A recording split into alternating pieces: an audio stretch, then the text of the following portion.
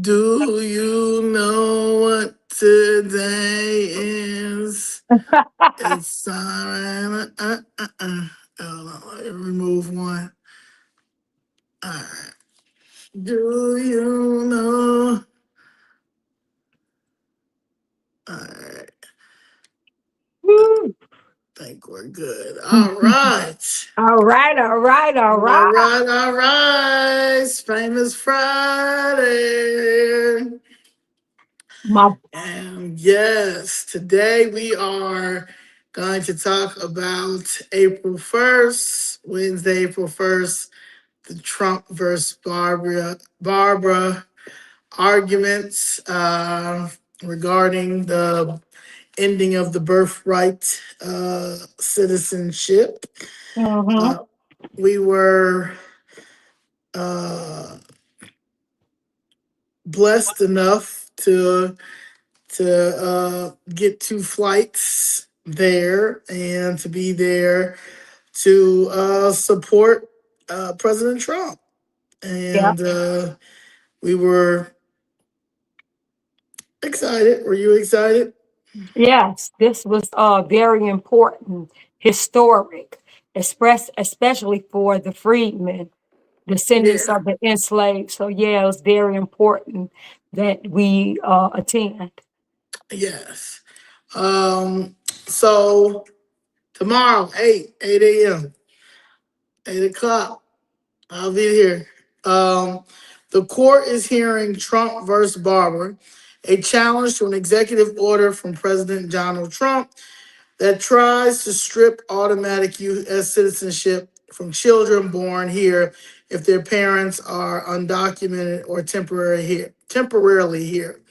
The legal question focuses on the 14th Amendment citizenship clause, especially the phrase subject to the jurisdiction thereof. Justices from across ideological spectrum repeatedly questioned the Trump administration's interpretation that parents must have a permanent domicile or allegiance to the U.S. for their children born here to be citizens. Many justices pointed out that the government's approach would clash the long-standing legal history and precedent. The government's case was argued by Solicitor General D. John Sawyer, and then ACLU, who's absolutely terrible, been terrible. National Legal Director Cecilia Wang argued for children and families affected by the order, defending the traditional reading that nearly everyone born in the U.S. is a citizen. Trump attended part of the argument in person, the first sitting president to do so, though he left shortly after his own side finished. The justices didn't appear influenced by the fact their questions stayed focused on legal text and history, not political pressure. The government argued the citizenship clause should be read narrowly, tied to parents' legal allegiance. But the counter arguments in the court's questioning focused on how the clause has historically been applied, especially through cases like United States versus Wong Kim Art that long affirmed birthright citizenship. As far as uh, us and how we see it, well, how I see it is that the original intent was not supposed to be for this illegal immigration invasion scam that is costing us billions of dollars as taxpayers. It's affecting our children in school. It's affecting our jobs. It's affecting our businesses because the loophole is to come here, have a baby, stay, reap all the benefits, and we are paying for it while they're giving nothing back to society, which they haven't for a long time. And the proof in the pudding is our communities. We have Asian nail salons, we have Asian restaurants, we have all the subways that are Arab or Indian owned, beauty supply stores, Asian owned, gas stations Arab owned, Wingstop Arab owned. I mean, dialysis centers. We have a lot of things in our community that are foreign, that are owned and operated by foreigners, and none of that money goes back into our communities.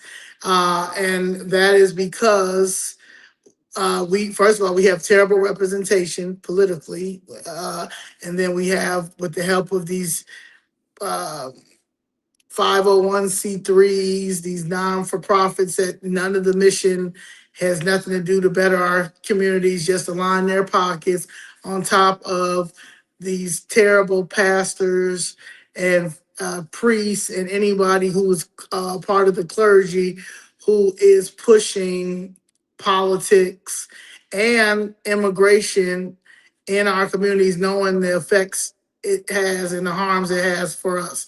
From Barbara Jordan explaining this to us, to Chuck Schumer explaining how the effects of illegal immigration is. So for everybody to, the same people, to all turn their back on President Trump when it comes to him trying to end birthright citizenship, because it's doing nothing but costing us money and turning our country into a third world country. They're quiet. They're quiet at the fact that they're letting foreign born people who snuck into the political system, like Alex, Padelia, yeah, Alex Alex Padilla. Padelia, that Hmm. lady, what's her name? The one who's asking for reparations for illegal immigrants. Yeah, I can't think of her Um, name. Hmm. yeah, and Alon Omar, all these people, Delia Ramirez, Tammy Duckworth, all of these foreigners that are in our U.S. government, trying to, as advocating for foreigners to come here to continue to reap the benefits, that's killing Black Americans. And I It's mean, and they're killing all Americans, but right, definitely us, because look at our communities. We could never go into Chinatown and open up anything we want. They wouldn't right. allow it. We And can't, like you, okay, now finish. and we could not go into any other community. We can't go to Devon. Devon is straight India world. They got all the restaurants stuff. We can't go over there and set up shop.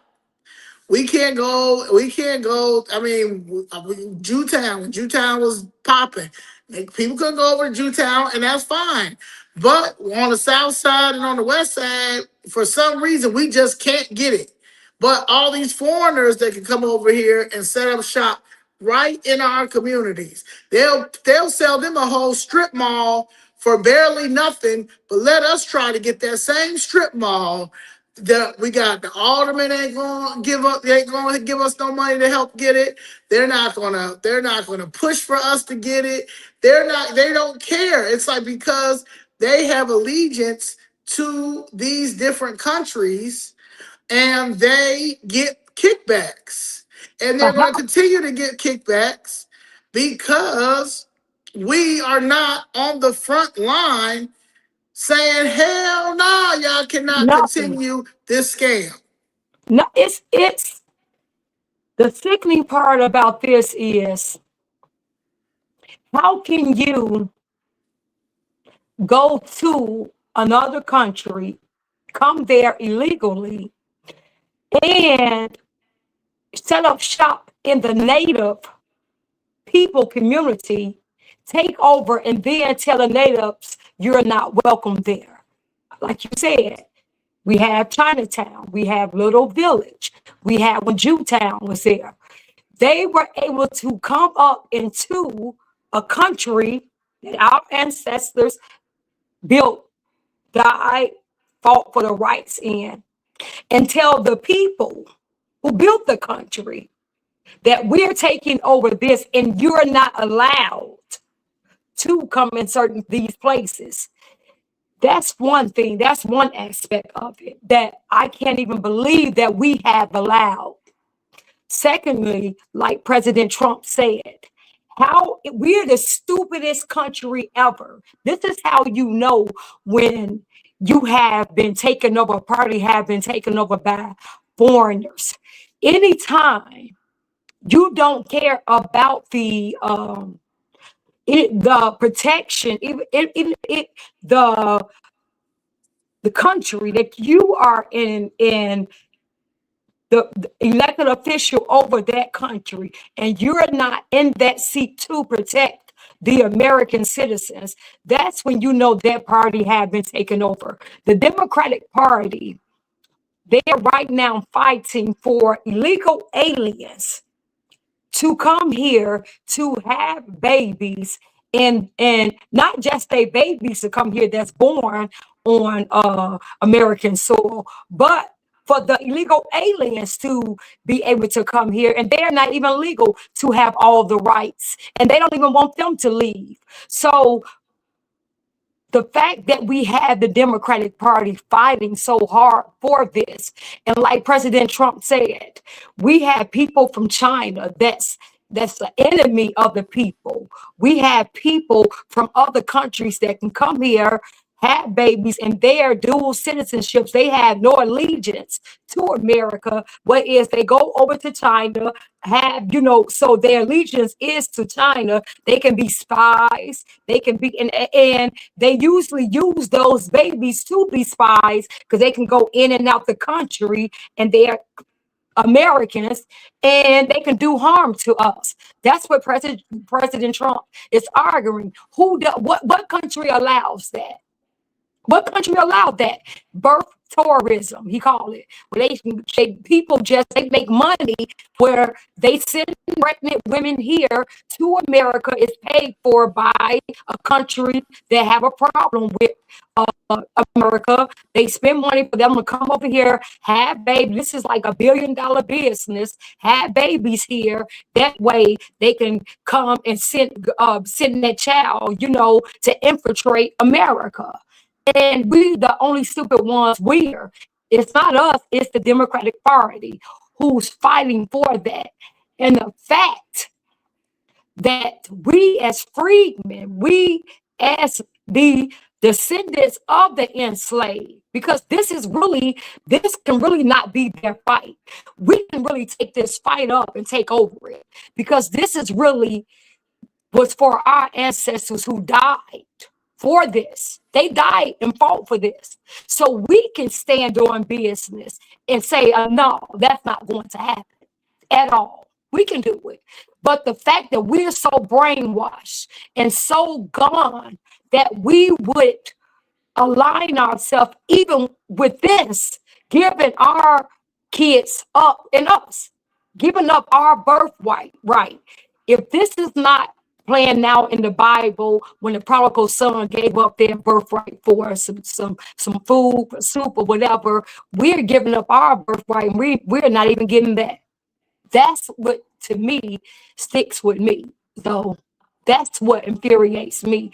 That's the part that I can't even understand, how when Dick Gregory, and I keep playing this back when you say this, though, when he said, save yourself.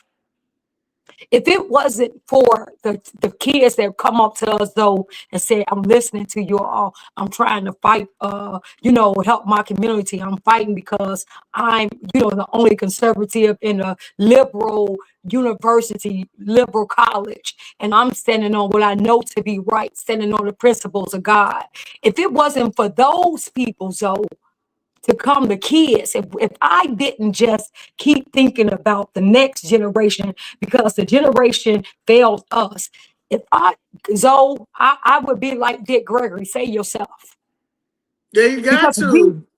Because we were, and let me just say this, I'm gonna give it back to you, Zoe. Let me lay in my plane, because I have to say this. And the fact that we were attacked, Zoe, But all the communities that say they're fighting for the freedmen, they're fighting for reparations, they're fighting for all this. Dr. Long, was talking stuff about us. Doris Lewis, all of these The people. reparationist, the lady Yes, reparationist, whatever. They all all these was people. talking, yeah, and you Yeah, don't we're show talking up to about us. nothing. The blackity blacks is calling us coons and all of this stuff. And we never shy away. The very thing we're talking about is the very thing that's affecting our community. Those people, not one of them, Zoe, showed up in Washington, D.C. Me and you, we were around almost maybe like a few thousand. If it was so many illegals and immigrants and white liberals Right, that were there advocating and trying to fight us, freedmen, natives of this land where our ancestors fought. It was just me and you out there by ourselves, standing on freedmen business amongst a sea of immigrants and illegals and white liberals in our face trying to attack us. And it was only two of us. If we had five of those, if we had five of those ones that would talk stuff about us, just five. I had one bullhorn and I disrupted thousands. If yeah, we you had was the five, MVP. You was the if MVP. yeah, and you was live stream, so you was showing. You had to be the videographer to show it. But if I had five, so if we had five Freedmen with bullhorns, we could have disrupted the whole entire lives of all of them. But it was only one. It was only two. One with a microphone and one with a camera, with a megaphone and one with a camera. Out of all of these freedmen that go and attack us and talk stuff and talk about that they're, all of this is what is Trump gonna do for you? What do Republicans do for you? This is specifically for us. Where we are going to be, we're separated, where we are going to be liberated, where we're going to have the right to now ask for anything because it's freedmen. It's right here. We're going to stand on that. Nobody's old. Nobody. Nobody. And It that's was, why, like, it is very important to continue to keep going. You know, the bigger picture is that we did go and we went, we held our own, and we held our own for Americans. We held our own for Chicago. We held our own for Illinois. We held our own for Freedmen. We held our own for FBA. We held it down. Like, we held it down. And honestly, I know that the people saw that. The people saw it. And it's been crickets. And it's going to be crickets because we have always been consistent. I've told people I independently aligned myself with the Republican Party. I've never, ever been political at all. I have never voted because, and honestly, the reason why I never voted was because I did not. They said if you're, if you have a record or anything like that, your vote doesn't count and stuff like that. So I'm not really cared about voting like that because all I cared about was getting money. So when this situation hit my front door with what they were doing with my mother, and then I was like, well, damn, if they doing this to my mother and my godfather, then and then I'm looking to the left and Miss Jackson right here, and I'm like, okay. And then I'm looking to the right, and I'm seeing this man and his wife and his daughter down here ain't getting no help. Then you see another couple, then you see Taiwan down there. He ain't getting no help. I'm like, okay, so we in bad shape. And we in bad shape because we are, first of all, we're politically ignorant. Also, we have put all our eggs in the Democratic basket, and we're just letting them just crack, and you don't care because the media and everybody has sold you this story that we're still oppressed and we're going to continue to be oppressed. And the reason why we're oppressed is because of the white man and all that. And I will say, some of the white man, it could be, but all I see is Negroes. You know what I'm Mm-hmm. saying? And Negroes that are in a certain category that the Democratic Party has made the boule, the elite, the indoctrinated, the know a person, and get a job. You can be we can get you a deputy job as the water under the water department. Girl, I don't know how to do that. It don't matter. We can put you on. You got a degree, right? And I said, I'm saying it's like, and we have those type of people that have ran the country. I mean, have ran our government down to the ground. That's why people get mad. I keep seeing this thing about, oh, Trump administration got rid of 700 black women. No, them 700 black women got rid of themselves. Just Mm-hmm. like the white women got rid of themselves. You guys were literally in these departments, not going to work, especially after COVID. Y'all were getting Mm-hmm. mad. Y'all got mad because Trump cleared out departments that y'all were not even going. Y'all were getting paid, but were not going into work for that. People weren't getting nothing. Veterans weren't getting weren't getting anything that they needed out there, out the VA department. Seniors was getting hung up on and ignored. They done took all the COVID money and spent that because it was a scam. You got epidemiology money that they done stole. They done stole all the youth job money. They done stole all the gang prevention money. They done stole all the money for all the infrastructure money. They done stole everything that was supposed to help our communities. They ran every business out of Chicago. I mean, if you see downtown is a ghost town. So, I mean, at the end of the day, when people talk about reparations, everybody deserves a reparation for COVID because COVID wiped out, I mean, families. They wiped out businesses. They wiped out kids' education. They had people relapse back on crack, back on cocaine, back as an alcoholic. I mean, it was bad when it comes to these blue states and how they really honestly. I mean, you talk about the crack epidemic. Well, the crack epidemic absolutely was terrible, and is nothing, and is nothing like it. And they haven't wrote their wrongs when it came to that.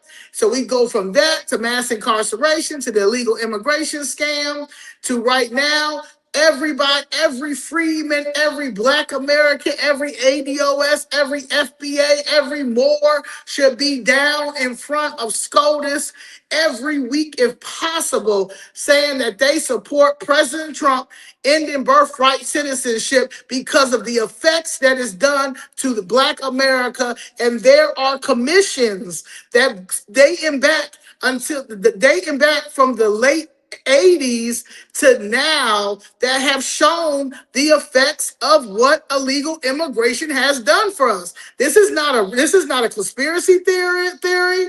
This is not me talking out my butt. This is true. This is me seeing it for myself for the last 3 years here in Chicago and in this administration, Brandon Johnson administration, to the Pritzker administration, to the Cook County administration, and then history.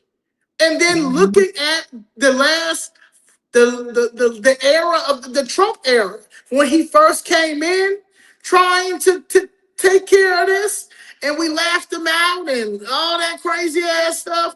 To now, we need to be standing 10 toes down with him. I Yeah. just knew that when we got there, there was gonna be some other people there. Me, me too. So it's like I could not believe it. After everything we've been experiencing, everything we've been hearing and talking about, I could not believe it because you can't. people always show up on the wrong side of history for the Democratic Party. They lie to you and tell you show up for this, show up for that, and they show up. People show up on the Democratic side. Now, mind you, all the blackity black Democrats been quiet. They have not addressed this. They won't. They can't. They can't. And the ones who did address it, that was up there talking that nonsense, that talk as if they spoke for freedmen. It was a slap in the face. Now, it was not one freedman speaking for us that the Democrats had speaking. That's why I disrupted that whole thing. A lot of their speeches was cut short because they could not talk because the people couldn't hear them, because I would not stop talking for probably 2 hours straight. I was talking. And my voice. Exercise. That's why my voice is gone. That's why I was basically going, it's just not coming back. Because I was not going to let those foreigners speak for us or speak as if they're speaking for us. It was so disrespectful. They had Nigerians speaking because they had black skin, were speaking as if they spoke for us. They had I guess Africans. They had other ethnic groups, Hispanics, Chinese. Everybody was speaking as if they were speaking for us, how they ancestors and came here and they had babies here and they should be here, and that amendment is for them. They benefit from that amendment. They fought for that amendment and things. It was so disrespectful. And to have nobody, no freedman that was there with us to counteract this garbage, to make noise when they were up there telling their lie and speaking as if they spoke for us, and they knew what was best for us. To have white liberals up there speaking as if they knew what was best for us, it was sickening. But but the problem is, if we're not speaking for ourselves, if we don't show up for nothing, we can't even get 5 people to show up at city council right now. Even when your property tax bill tripled, we couldn't get 5 people to show up. Even when your kids dying in the street every day while Brennan Johnson is lying to you, telling you crime is down, we can't even get y'all 5 people to show up in the city council. But when it come down to illegals, there's ICE there, and illegals, they talking about taking illegal funding. Trump talking about taking illegal funding and taking ICE, that the illegals gonna flood that chamber. And that's the part now, but I understand that. If you don't speak for yourself, if you allow everybody else to represent you, they're going to tell their story. You can't speak for yourself because they're telling their story. And if you too lazy to show up, or you don't care to show up, or you're so mad at Trump for no reason that you would rather cut off your nose to spite your face, Trump is getting ready to be gone. Let's just be clear. Trump have a couple of more years and he's out of there. This right here, this ruling is going to affect us, period. When Trump is long gone, Trump is going to get out of office and enjoy his billions like he's been doing. You're going to be the one stuck with illegal aliens having babies and stuff now, riding off your 14th Amendment and thinks you. That's the disgusting part of it all that I cannot even just, but if you don't show up for nothing, if you don't care about nothing, if you can just talk, and that's what it is, oh well, then they deserve to take it all. So, and that's what it is. They deserve it. They fight because they be out there hot, cold, whatever like that. They fight. They be there. They gonna do it. So, they just, if you look at it, people only do what you allow them to do. And hey, that's the nature of, the human race. If you see a sucker, you're going to get got. They don't, you know what I'm saying? We know that. We, just by growing up in Chicago, if you allow it, they going to keep doing it. So, yeah. It is what it is. Yeah. I do. I read this. This came out yesterday, and I thought that this was actually good. It's from a guy named Chad from Fox News. He said Constitution is on Trump's side in Supreme Court birthright citizenship case. On Wednesday, April 1st, the Supreme Court heard oral arguments in what may be the most important case in decades. The court will now consider President Donald Trump's executive order rejecting birthright citizenship for the children of illegal aliens, and the decision will have vast political and economic consequences for every American. But this all important case should be open and shut. The Constitution's text and history are on the president's side. Nothing in the Constitution requires the government to give citizenship to the children of illegal aliens. The case centers on the 14th Amendment Citizenship Clause, which states that all persons born or naturalized in the United States and subject to jurisdiction therefore of are citizens of the United States. The key phrase in dispute is and subject to the jurisdiction of therefore of. A plain reading of the grammar and shows that birthright citizenship requires two conditions, not just being born here.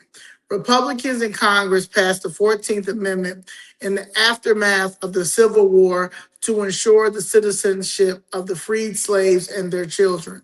The same Republican Congress passed the Civil Rights Act of 1866, which gave citizenship to all persons born in the United States and not subject to any foreign power. The statute's author, Republican Senator Lyman Trumbull of Illinois, later explained of the amendment, "What do we mean by subject to jurisdiction of the United States? Not owing allegiance to anybody else. This is what it means."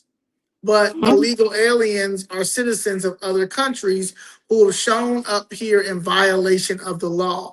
They owe allegiance to other countries, not the United States. They don't meet this criteria. The left What? argues that the children of illegal aliens are covered by this clause because of the court's 1898 Wong Kim Ark ruling, which gave birthright citizenship to a young man whose parents were barred by the Chinese Exclusion Act. However, the court's ruling relies on English common law, which required allegiance to be born a subject of the crown. The children of diplomats, for example, have never been given birthright citizenship because their parents owe allegiance to another country. Wong Kim Ark applies to children whose parents have a permanent residence, domicile, and residence in the United States who owe allegiance to the United States only. In fact, after the 14th Amendment, several secretaries of the state denied passports to the children of tourists and other people who were not permanent residents. Illegal aliens do not have permanent domicile and residence here, just the opposite. They are subject to deportation under our laws. The stake for this case could not be higher. If the court gets it wrong and effectively creates an unlimited constitutional entitlement for all potential illegal border crossers, then the effects will be catastrophic. Mhm. Catastrophic. Under the Biden administration, we already saw the rise of birth tourism by wealthy Chinese and Russians, not to mention the likely thousands, if not tens of thousands, of pregnant women who simply cross the border illegally.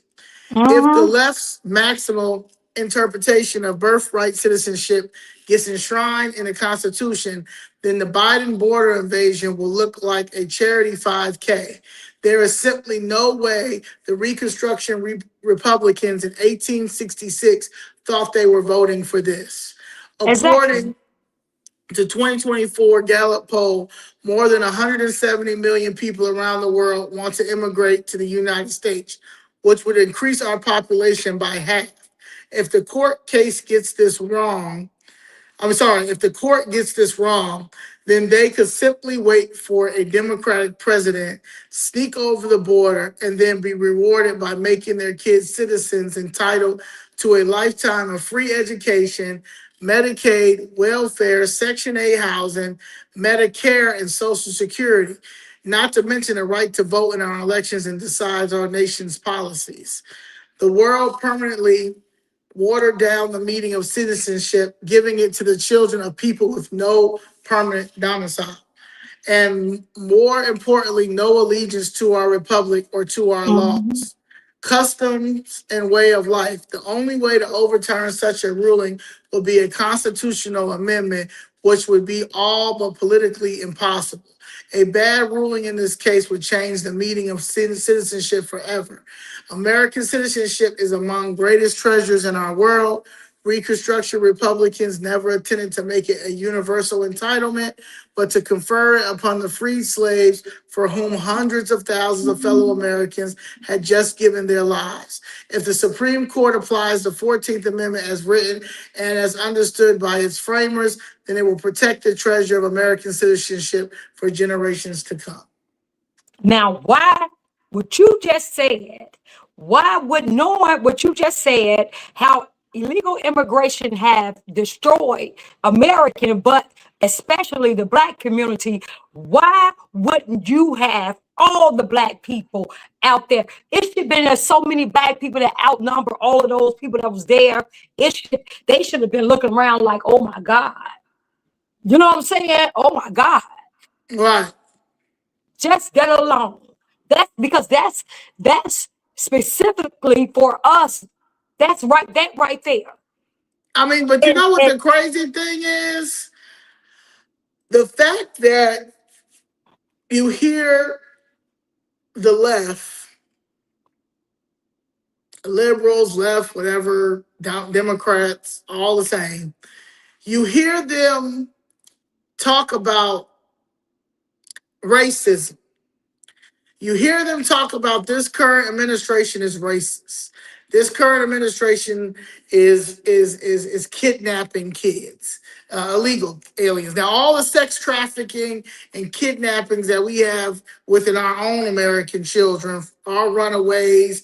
A majority of all these runaways that are in these no kings theatric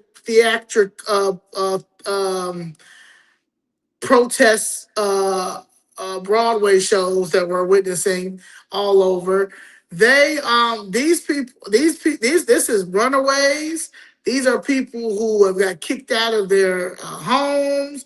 All this is a group of abandoned, like with lost kids, lost boys. You know what I'm saying? But it's Mhm. just lost boys meaning boys, girls, all over, whatever.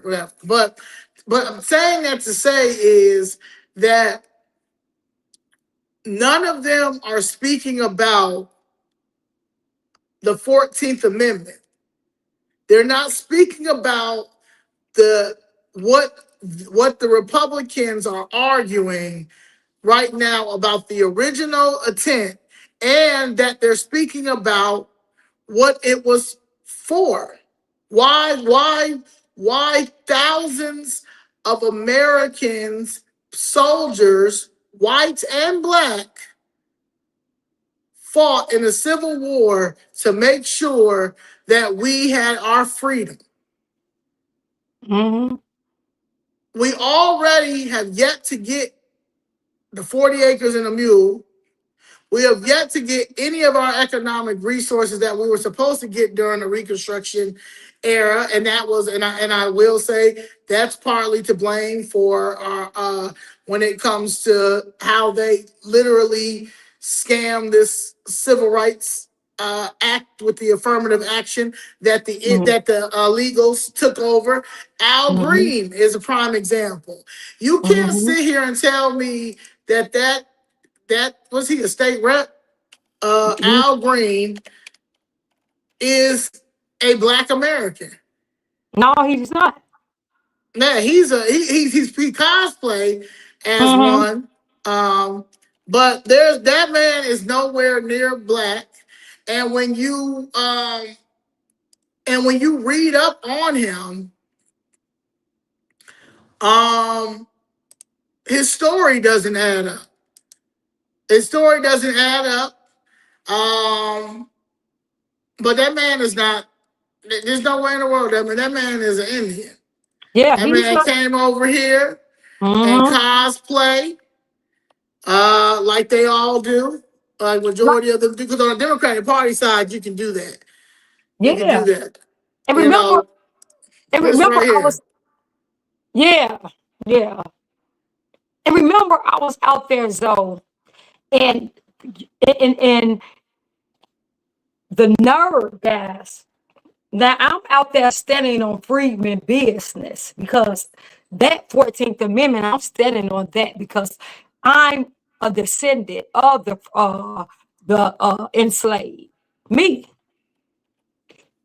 And we had the nerve to have black people, black, real black in color. You saw that lady who be up there who said Elf America, real black in color.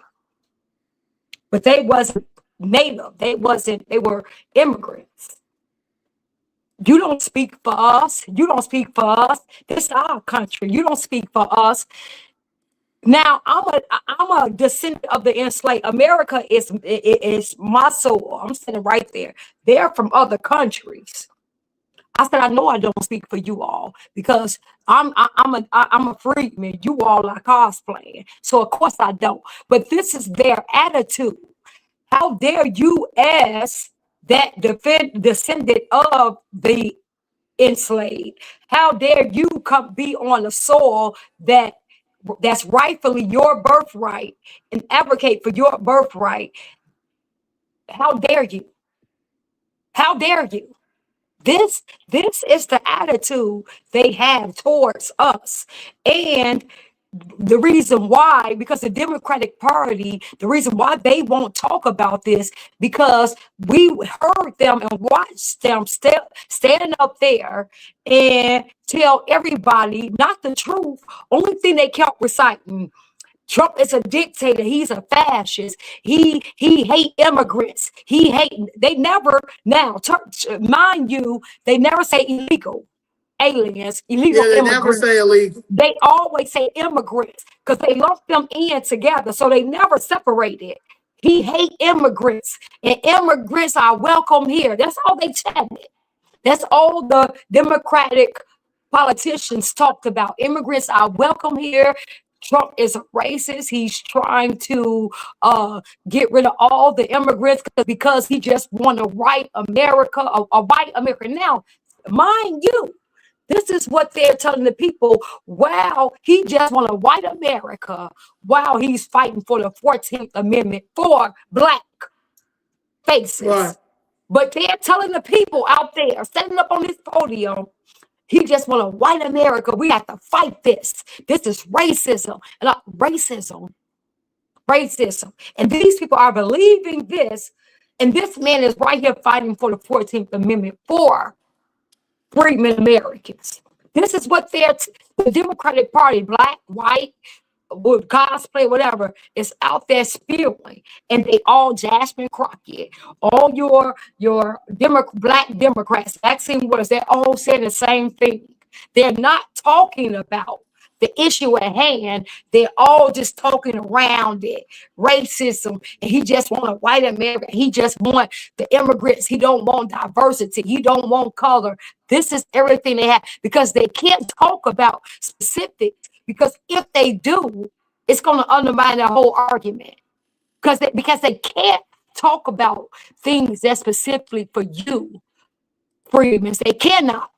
How they can't do it. That's why right now they're fighting for reparations for. Now these are not your low level Democrats. These are in the Senate, in the House. Right. These are the Democrats that can make legislation for this. They the ones who make these policies and legislation. They are right now, your hat Democrats are right now in the House arguing that they want to give illegal aliens and their kids reparation for the trauma and what ICE caused them. And they're not talking about a study. Oh, no, they don't need no study for them. Just like they ain't need no study to give them all that, the billions and trillions when they came over here. So they didn't say anything about a study. They said they need to fund right now reparations for them. That was the words, reparation. And so you sit here And so the Democratic Party can be specific for them. They were very specific that they need reparations for the legal aliens that were and their kids that were affected by ICE, and that because they were traumatized by ICE. Very specific. They didn't have to say, well, we got to see what a And Freedman if we is. don't stand up, they're gonna get it like they got that Asian hate crime bill during COVID. If you look at Mm-hmm. this if you look at this right now, this Wong, this arc, what is it? This is an Asian, this is a Asian case. They right now they're complaining again about not getting any services in school and stuff. So here comes Mm-hmm. that guy Bloom about to start suing again because the Asians and now Latinos have came and said that they need more representation and all this stuff. Like they're but like again we have well, we go back to we go back to wire points, and he's breaking down how remedial our kids are, and they're not, and they're being pushed to the side as usual, and nobody's saying anything because everybody hates Trump. They're listening to people like Joanne Reed, who's a immigrant. You're listening to Roland Martin, who's an immigrant. You're listening to Kamala Harris, who is an immigrant. You're listening to Charlemagne, and that's I appreciate Charlemagne for giving me the platform. But my boy, I don't know whether your governor going. You're playing both. You're straddling the fence. But you could talk about Donkey of the Day and call Nick Cannon Donkey of the Day. But nobody's talking about this 14th Amendment and how Trump is standing on business for it because your advertisement, who's ever paying y'all to advertise this BS, if you would talk about that, then you would enlighten people on what's Mm-hmm. really going on out And here. how we should fight. Look at Yeah, this. How this is ridiculous. and This is ridiculous. we're the lowest freedmen Americans are the lowest in Chicago economically, poverty level the highest poverty, lowest economic wealth in Chicago. We are look at the stats. It say black. We're the lowest out of all of them. Asian, Hispanic, white. Look at the black stat. So Yep. we are going to continue to allow the Chicago has the Democrats. Look at highest that. black unemployment rate among nation's Mhm. 15 biggest cities. I mean, come on now. We Come we're on. going, we're going to keep letting them trick us out of our birthright and our kids' birthright. I mean, it's just the Bible. I keep saying it's playing itself out. You are going to be tricked out of yours. We've been tricked because you are so loyal to this democratic system, and they have you hating. They have mastered having you hating the very people that's going to liberate you, the very people that's going to help you. Look how they have you hating us. And I don't know how that managed, but listen, okay, they did real good because okay, we can just probably say okay, because Trump is a white man, so okay, I can see how they can. I really can't see it, but let's just say they can have you hating a white man, a billionaire. Okay, I give you that. They have you hating black women who's not billionaires, who's right in your community, right here that live among you, who's talking about the very thing that's destroying us. We're not shying from those issues. We are tackling those issues head on, going to these elected officials and talking about it's destroying us and challenging them on the lies. And you see this. And they have you hating us. How? How have they managed to brainwash you to allowing that? That's how you know it's something wrong with people. That's how you know. Because it ain't just Trump. I can see if they, okay, but they have you hating us. How can you hate us and we're right here? I can see if we were, but they don't have you hating people like Jasmine Crockett and, like you said, Kamala, who right now just bought $1 million homes. Who reality is not even your reality. No, you don't hate them. You love them. And they go to those rich places. And mind you, they're married to white men, white people. They won't live around your black butt. You won't even see them living around. Oh, coming around Inglewood, living around Inglewood, Auburn Gresham, South Shore. They wouldn't dare walk in your neighborhood long. So, but you'll believe them and you will love them, but you will hate the very ones that live right in your community who's talking about the very thing that's destroying you. Let me just say this: LeBron James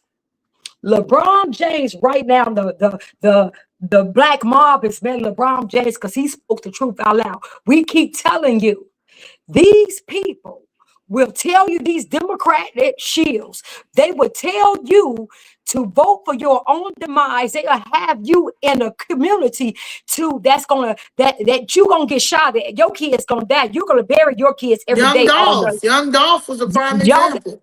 yeah, right now, but it's no way they would ever subject their family to any of those things they telling you to vote for. Now, LeBron James, right now, because he said how bad Memphis is when they go there, because everybody know how bad Memphis is. He's saying he 41. It's a Thursday night. He ain't trying to go and play in Memphis and have to worry about getting shot, killed, whatever like that, because it's bad. They're mad because we know Memphis is predominantly black. So they're saying you just forget where you came from. You that's now, mind you, he's talking about how he don't want to go to Memphis to play and how he wouldn't and now he's playing golf on a beautiful golf course with all white people. Now he's surrounded by white people. He's surrounded on a beautiful golf course, talking about how he don't want to go to Memphis and play, how dangerous it is, and blah, blah, blah. They are right now mad at him. But you all won't see.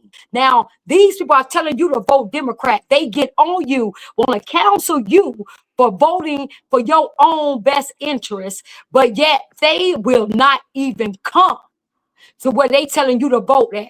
Ain't nobody that come. Those policies that they're telling you to vote for, they won't even have their dog in those places. They won't even have they pet in those places. Did they even say Robert De Niro was there? No, they didn't say that. They didn't say that. So be mad at yourself. Be mad at yourself for being tricked again and not looking at your reality and saying, hey, I don't care what a celebrity say. I got to walk out the street. My kid got to go to this failing school. I got to deal with that. They rich. They telling me to vote Democrat while they rich on the golf course and won't even come to my community. So I don't care what you say. I'm going to vote what I know is right and the policies that I know that's going to help my kid be. Don't, because you brainwashed and you allow the Democrat to brainwash you and those celebrities to brainwash you. Don't get mad at him for saying the quiet part out loud. You should have sense enough to know not to keep doing the same thing that they don't have. They not living where you live at, and to vote what's best in your best interest. If you don't have that enough sense, don't get mad at him, because he got enough sense not to have his kid around this garbage, to be in Memphis or playing in Memphis. He got enough sense not to go there because he know he might get shot. He got enough sense. You just don't. So don't get mad at people for thinking for themselves. And And you also, made somebody has said, I don't think Democrats or Republicans are for the black community. Democrats definitely aren't for the black community. They are for sure not for the black community, because if they were, I mean, even if how they say the civil rights, even to this day, the civil rights law, the civil rights act got us. Civil rights act didn't get us nothing. It got a whole bunch of foreigners to come hop on that and continue to ride the wave that they've been doing now. Now they're trying to ride the 14th Amendment, and y'all idiots gonna let them ride. Let me tell you something. If y'all do not start taking action right now, um, Freedmen, FBA, foundational, whatever you guys want to call it. And I'm talking about the FBA, the young cats too, because a lot of them listen to us. If y'all don't start getting out here asking y'all elected officials, y'all Democratic elected officials, and your Republican elected officials, when are y'all going to discuss this 14th Amendment, and why does the foreign nationals feel like they can ride on our plight again, and y'all Mhm. about to let them because y'all talking about the country was built. The country was built by immigrants. It wasn't built by these immigrants. These immigrants for sure did not build this country Right, at all. And when are y'all gonna reach out to? And I'm gonna reach out to Charlemagne myself. I'm gonna text him and I'm gonna send him an email. And I'm gonna say, when are you going to discuss the right, Trump versus Barbara citizenship case? And when are you going to talk about the 14th Amendment and what the original intent was? right. Because y'all can sit and talk about how terrible Trump administration is, and nobody, and they out here and ISIS kidnapping people and all types of crazy scenarios because y'all are funded by these people who are foreigners and anti-Americans and anti-black Americans for sure. They're just trying to the little bit the little the they trying to exterminate us all the way. You understand? All the way they're trying to exterminate the rest of our First Amendment. This is the time we need to stand on business. And if none of these people, Luke, and I haven't seen Uncle Luke always talk about he want to run for Congress. Uncle Luke. Uncle Luke, I know Too Young Crew. What's it called? Too Live Yeah, Crew. too I likely. know you are not talking about running for anything when you can't even talk about the 14th Amendment because you're an immigrant. Yeah, Okay? Yeah. right. Plies is not even shaving anymore. He's just in his car every day, acting like he knows what he's talking about. He not talking about the 14th Amendment because he probably don't even know what the 14th Amendment Mhm. means. Okay? So it's a lot of these people that are out here that are talking to our kids and have no idea what they're talking about. You know what one of the coolest things was out of me when me and Danielle was in DC? Right. There was a young girl that was interning on Capitol Hill. She had to be 24. Her name was Journey. And she came over to us and she said, Ms. Zoe, I said, damn, I'm getting old. She said, she said, Ms. Zoe, she said, I admire you. I admire Miss Jessica. I admire Danny C. We watch everything that you do. We are paying attention to to the birthright situation. She was down and she came to stop by to say hello to us before she went on to go back to interning. She's interning on Capitol Hill right now. That spoke volumes. I asked, are you watching this? Are you understanding what's going on with this case? Yes, yes, yes. I look at all your press conferences. I look at everything that you do. So, and it's more journeys out there that are watching us, and that is why I will continue our mission because the kids know that it's not making any sense and they're not teaching them about Mhm. our special amendments, which is the 13th, 14th, and 15th Amendment. And they would have to talk about the Civil War. Then they would have to talk about the radical Republicans. Then they would have to talk about Abraham Lincoln. And then they would have to talk about why the founding fathers wrote the U.S. Constitution. Then they would have to talk about the Reconstruction era. They would have to talk about all the things that they refuse to talk about Mhm. in American history in school, because then they would have the kids start thinking about, well, why aren't we using the term freedmen? Why Mhm. aren't we? Okay, what's going on with the Freedmen Bureau, the Freedmen Bank? Okay, Donald Trump is speaking about slave babies. So we are that you know so that's us because we are we are the enslaved, the descendants of the enslaved. So yeah, I think we should stand on business with President Trump when it comes to this because he's specifically using us as an argument what it intended to be.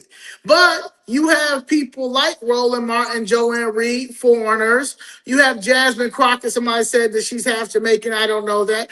You have Brandon Johnson, who has aligned himself as a Marxist, communist, socialist, Haitian. So you have all these people, Hakeem Jeffries, Cory Booker. None of these people are going to speak out about the 14th Amendment, and of course, the foreigners who have the foreigners who have hijacked the Democratic Party on the political side, they definitely ain't gonna do it. Who cosplaying us? Who cosplaying us? Can you show now? I don't know if you can on my Facebook. I reposted Trump talking about the platinum plan, and for if you can get it on the Facebook page, if you can. If you can't, then you know it was on. I reposted on my Facebook page, and I just want the people to see everything that in that platinum plan that he talked about. And this can be a plan that the Democratic Party could have been in out there to make sure. When did you put it out? When did you? It's not on my X, it's my Facebook. Oh my God, I ain't got that. Okay, if you can't do that, that's fine. But it was him talking about the platinum plan and everything he was gonna implement specifically for Black Americans if he got elected in 2020. Now, Zoe, everything is what you were saying that we should have to make sure that this will never happen to us again. Everything. I mean, down to the jobs, down to the money, like you said, the bureau that's going to be ours, down to make sure we have the funds, make sure the grants, make sure the business loans, everything, the opportunities that get but us, everything. This man talked about specifically for us, and Black people couldn't even vote for him, was even pissed, couldn't even vote for that. Couldn't even vote for that. See if you can, I reposted, see if you can find that.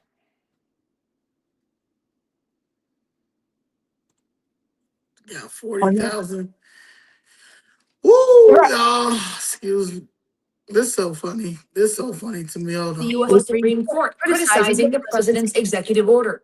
It's so funny. Among those rallying outside the U.S. Supreme Court criticizing the president's executive order. Who gets to be un-American and who does it's wrong, it's un-American, and it's dangerous. Justices are expected to issue a ruling in this case before the Mr. Chairman, it's clear to me that this hearing will not be a serious or constructive conversation. And for that reason, I refuse to give oxygen to the fire of disinformation and propaganda that this hearing was set up to ignite. And I refuse to be part of this charade. If you'd proceed with your opening statement, please. Good afternoon, Chairman and members of the subcommittee. My name is Danielle Carter Walters, Vice President of Chicago Flips Red. Thank you to President Donald J. Trump for giving regular citizens like me the courage to speak up. And thank you to this subcommittee for letting me share what is really happening in our city. Chicago Flips Red support the work the president is doing. And we fight for people of Chicago every day. I just want to say, it's not surprising that we don't see no Democrats here because that's what's happening in Chicago. They don't care about the American citizens or want to hear what we have to say. So thank you for giving us a voice. This right here, what you see, is typical. This is what we deal with in Chicago every day with the Democratic Party. Never gas, That was Alex among Padilla. those rallying outside the Padilla. U.S. Now, that's the one when I went to the hearing, when I was called for the Senate hearing, he said he had to say and said he didn't want to hear what I had to say or what we had to say, and he walked out. That's what he said. And now he was up there on that podium, lying, because he's an immigrant, lying, and gas. They were so irritated, like it was like he cut his short, because you might couldn't hear it how loud I was, but if you was out there, he was trying to push this lie, how Trump is a racist and all that, and this and that. And all you heard was me. We love Trump. Freedmen love Trump. Freedmen stand with Trump. You say America. He was so mad because they could not hear what he had to say. Now I'm gonna give you that same energy. Just like when you didn't want to hear what I had to say, I don't want to hear what you have to say. So it was so loud. They was pissed off. I disrupted. All of them speakers was up there. The preacher got up there lying. I disrupted that. He tried to tell him, could you make us be quiet? And while I'm speaking and talking, they like, we can't do that. That's freedom of speech. You got all these lunatics out here, and you mean to tell me y'all trying to censor her? No, we can't make her stop. He was so bothered, and he tried to speak over me loud, and I got louder, and then I started turning my siren on, so they really couldn't hear. They were so mad they gonna come. But the preacher said he want to come talk. He came talk. I said, well, I'm not moving from where I'm at, because I had I was right here. And they could not, I disrupted them. They had to address, see, she just getting paid. This what getting paid for this administration look like. No, I'm just not gonna let y'all get up there and lie. Just like y'all don't want to hear us, y'all come and disrupt us with these no kings, all in our community making all this noise, and we can't sleep. No, we're gonna give you that same energy. Oh, they were pissed. Oh no. Yeah, I want to see if you can. I reshared it today to announce a brand new plan to deliver more opportunity, more security, more fairness, and more prosperity to Black communities. We call it the Platinum Plan. Platinum Plan. And that's a contract with Black Americans, and it's going to be something that people talk about for a long time to come. If you vote Republican over the next 4 years, we will create 3 million new jobs for the Black community. Open 500,000 new Black-owned businesses. Increase access to capital in Black communities by $500 billion. And this includes investing in community development, financial institutions, and minority depository institutions. Build up peaceful and safer urban neighborhoods with the highest standards of, and you know this, of policing. We want the highest standards. We have to have highest standards of policing. Bring even greater fairness to the justice system. We did criminal justice reform. We remember that. Even greater, we will create a national clemency project to right wrongful prosecutions and to pardon individuals who have reformed their life. You saw Alice, right? We love Alice. She had another 24 years to go. Can you believe it? She served 22 years. She had another 24 years to go. It was ridiculous. And she is a great woman. Create a ladder of opportunity for African-American children by delivering school choice to every parent in America. So important. Give Black churches the ability to compete for federal resources for their communities. Bring better and tailored health care to address the historic disparities that we've had for so many years. You know that. This includes investing in treatments for kidney disease, diabetes, high blood pressure, sickle cell disease, and maternal mortality. Advance home ownership and wealth building in the Black community. Bring more manufacturing back to the USA, which we're doing anyway. and back to the inner cities, which have been largely forgotten, although not so much in the last 3 years when you get right down to it. Thank you. And Democrat policies that import low-wage foreign workers from overseas to replace black workers in our inner cities. Joe Biden cares more about the citizens of foreign countries than he does about black Americans living in our own country. I will always put Americans first, and that includes, very, very importantly, black Americans. And there's much more in our plan, which we're releasing today, so we'll get everyone a copy, and it's actually been very well received, and we appreciate that. The Platinum Plan is a bold vision that we can and really will achieve over the next 4 years, and we'll be able to do it, if not sooner. Unlike my opponent, I'm not a career politician, thank goodness. I get results, and I keep my promise. And if you, I'm here today to announce Okay, now pause that. Now you see, listen, guys, you all been voting, black people had been voting 60 years Democrat with nothing to show for it, because we look at us, we actually went backwards, and they imported illegal aliens, so we really going backwards. This man asked you just again on 4 years, 4 years, just give me 4 years. Give me 4 years, 60 years, 4 years. And this is what I'm going to do for you all. Cube had went and talked to him. He told, okay, Cube, I do this and stuff like that. Then he came out and told what he's going to do. Black people couldn't even do that. We could not. I mean, they went in on him. But in on Cube. But even Cube get this for us. They went in on Q. Lisa Ray, what's her name? Lisa Ray, all those Claudette or Claudia, all of those people, women, all the Hollywood, everything went in on him. You gonna talk to him? He said, well, he the only one who was willing to take this and do this, and tell black people, this is what I'm gonna do. Just give me 4 years. Do you know that they went in, black people? We don't want that. He racist, all that. Couldn't even give 4 years. You The people that like. That's ridiculous. These are the ones who are they're barely making it in Hollywood, shopping their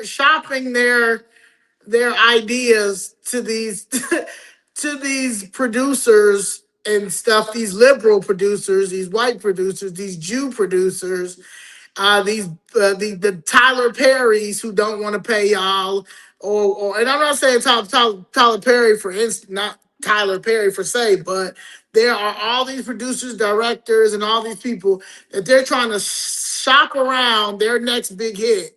While this man is talking about people who are trying to own businesses, who are trying to employ themselves so they can take care of their family, not people who are running after clout, because that's what majority of all of the entertainment is doing, especially now. Another thing that Mr. Gregory used to always say, that entertainers ain't nothing but pieces of shit. And the more every day I see it. Every day I see it. I see it to the point that it's sickening, but I'm also seeing other people. I'm also seeing like the younger cats basically going in on these entertainers, because first of all, you don't speak for us, and then second of all, it's y'all are embarrassing. None of these people are speaking about April 1st. None of them. I don't even think they listened to any of the oral argument. I don't even think they didn't listen to anything. Right now they're trying to get off of what Trump is trying to do. Yeah, they trying to talk about Trump administration has unemployed Yeah. 700 black women or something crazy stuff Yeah, like they that. trying. That's how they trying to. You're absolutely. That's the thing now because of this birthright citizenship. Now they trying to talk about Trump fire or cut off 700 black women, black people or something like that. This is what that new thing. Anytime something comes in that he's doing to that's going to specifically help us, they try to throw something else in. It's like this, guys. And then when you look at it, they throw it like the Democratic Party. I just put up a post where they said Trump cut veterans off loans for their homes and stuff. Democrats put that out. It said the Democrats on their page. When you go research all lies, but they know that they base won't look at it. So No, now they unemployed themselves. they They unemployed. unemployed themselves. And you have to look at now when they say blacks or now you have to look at in the military and all they talking about really the military and stuff. What percentage? Because now they said women, now they long so they said blacks, women, and something else they put. So now you gotta break it down because they gonna throw black because they always gotta. But then when you go looking and research, now this is what it always looks like.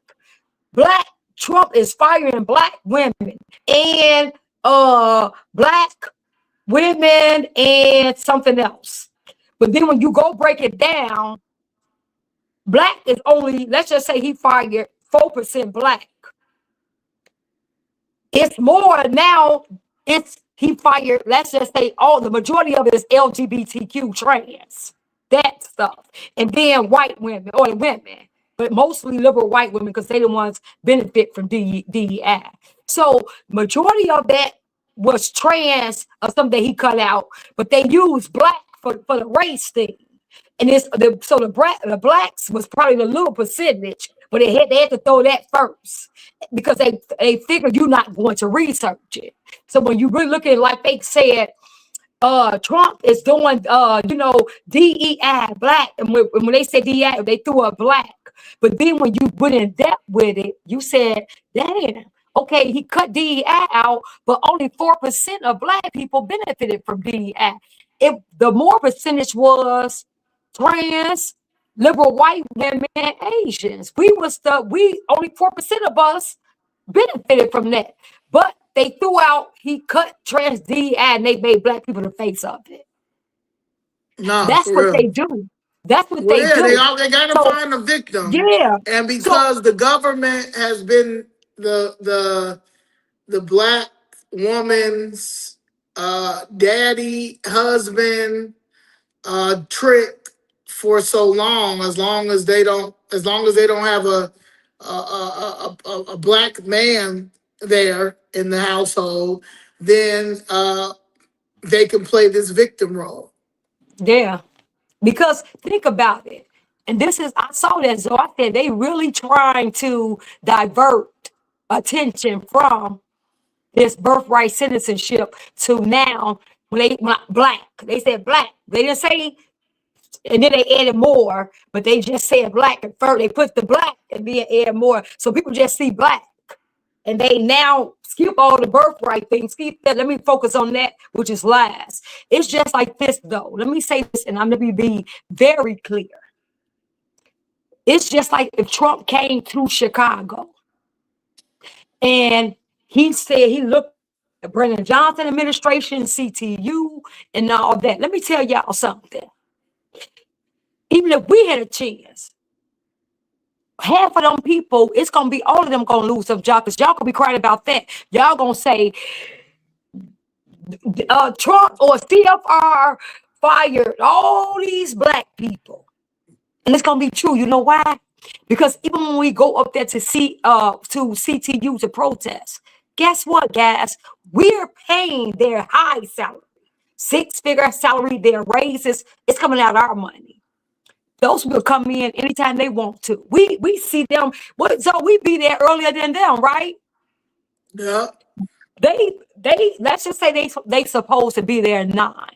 They come in there 10:30, walking in there whenever they want to on our tax dollars. We're paying for them for their leisure lifestyle. They come in there whenever they want to. You should see it. It's like entitlement. And how dare you even have that question me?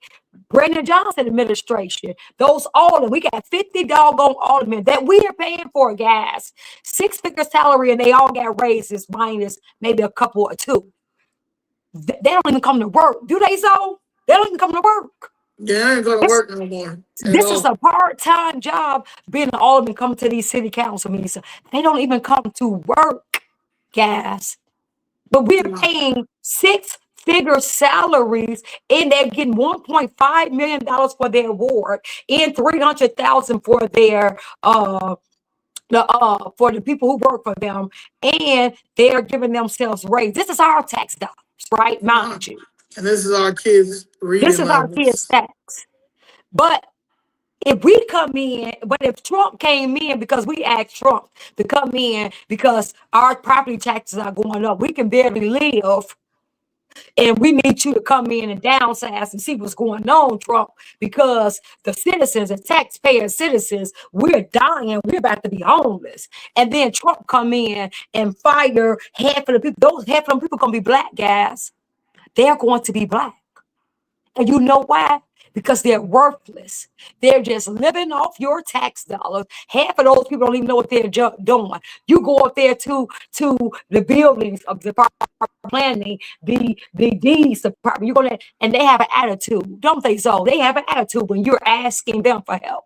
And then when you question them, say, "Dad, you can't help me," they have an attitude. They just in those jobs. DEI, he created jobs for the first LGBTQ department for Cindy Soto, who was over the homelessness. That grant ended. It was supposed to be a 3-year grant. Grant ended in 2 years because they done stole all that money. Yeah, and we couldn't even get no help from her when we were trying to get help for homeless people that were on the streets. We couldn't even. She wouldn't even call us back and all that. So these are the people that's employed, guys, who's getting those 6 figures, who's useless. They're just in those seats to collect money and grant money to enrich themselves. Half of them don't come up. They be at home running errands, doing whatever they want to do, and on your dime. I'm telling you guys, that's what we want. We want less government. When he went in to the on the federal side and fired all them people, trust me, it was a lot of white liberal women crying too. They just didn't show you that because they don't want to make the face white women because they couldn't cry racism. It was a lot. Go on TikTok. It was a lot of white women working for the government that were crying too, were crying, but they just showed you black faces. But it was all of them. We don't want to keep paying those salaries. You are homeless. You are on the verge of homelessness because you are paying for their lifestyle. Right. Well, they're telling you that you have to fight Trump and fight anybody and fight ICE and abolish ICE and fight Trump because we have to let these 22 million illegal aliens come here. That's number one. Number 3 is we have to pay for them. We have to pay for them because Trump is a dictator and we have to abolish ICE. And he's a racist and he's Orange Man Dad. And yes, it's going to look like it's hard times. Yes, you're going to lose your house. Yes, you're going to lose your sanity. Yes, you're going to lose your business. But if you do not get this dictator out and allow these illegals to come and prioritize and take over your country, take over America, then you are a fascist and you are on the wrong side of history. Yeah. You should there. They was calling us fascist. They was calling us racist. They were calling, and I asked one right liberal. She was like, "You shouldn't. Who do you think you are? You don't tell us." She said something. I said, "So you gonna tell me what's best for me?" That 14th Amendment, you're going to tell me that, yes, I'm going to tell you, I tell you what's best for you. I said, oh, that's your white liberal racist right there. That's how they feel, guys. I'm serious. It was just like, to see it. We've been seeing it, but and we've been trying to warn you all when we were going down through those city council meetings and telling you the plan they have for us. But just to really, because y'all don't come out and y'all just want to be behind the scenes, don't know nothing. Only thing you do is get your talking points from Roland Martin and them, and then you come on here and try to challenge us because you don't know nothing, and you call us coons and mad. But we're actually in those meetings and seeing how they're changing, switching funds to make sure that the illegals have prioritized over you. How when you see your communities not getting anything, how when you see them opening up brick and mortar business, how that's happening. We're in there seeing it, and we're trying to come and tell you, and you try to tell us, no, we don't know what we're talking about and all that. These are, I mean, it's to the point now that we can't make excuses no more, because we are showing you, we are out here, we're doing it. At this point right now, if anybody is ignorant, if anybody is not knowing, if anybody is, they're choosing it. It's a choice now. It's not that I can even give it to our grandparents and parents that's like 60 and up, 70 and up. I can give them being like really set on the Democratic plantation and made it you and all that. I can give that to them, because back then all they had was fake news. That's all they know. They probably not used to going on the internet and researching. They probably not used to that. So they just looking at this, going to bed. And I can get that. I can really get that from them. But when it comes down to us, 50 and younger, and when you choosing to be ignorant like this, 55 and younger, now it's a choice. No, you're not getting an excuse at all, because you were on Facebook just like we are. You were on social media. You can go Google right now. You can go, and not even Google, because that's so they bias. You can go on congress.gov and see how everybody voted.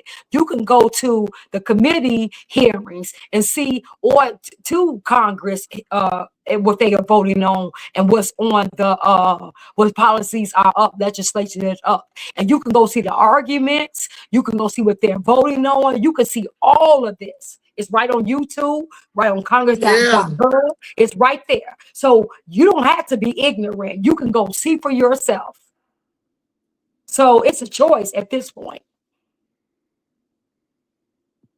This really was real, y'all. When Biden was in office, this was the border, fam. And they lied. Remember, they lied. Fake news lied when the Republicans told us the border was open and millions was coming in. They called that a deep right fake. Remember, they told us that was a right conspiracy. Remember, they told us that, Zoe. And then remember, the YouTubers were showing that, because the independent journalists were going to the border like you had, like we do, Zoe. They went there and hit their little camera, was just showing, hey guys, look at this. Remember that? And when they were showing it, people, then the YouTubers were grabbing it and showing it. So what the YouTubers were telling and the independent journalists, like the conservatives, were going to the border like we do. So like we go to the places showing you all, they were, fake news was still lying, talking about, oh, the border secure, and had them, the Biden administration, lying. But we were online showing them, because they were online showing it, and then they called that. They called conservatives that were YouTubers showing it that was right, deep right fake videos, AI. It wasn't real. That's what they told you. That's exactly what they told you. Fake news. Wow. It was sickening. I couldn't believe that they were able to push the lies and not tell the American people the truth. And then when Kamala ran, you see how they tried to rewrite her history. So she wasn't the border czar. Who said that? That was a lie. And Oh my she God, this wanted, executive order right here, this executive order said she was to oversee it. Now, I don't know if it was her, if she wrote it or Biden or the auto pen, but either way, they said it's oh, you. oh no, so he got up. I saw the video where he was up at the podium on the White House. And that's when he told her, he announced that he was making her the border czar.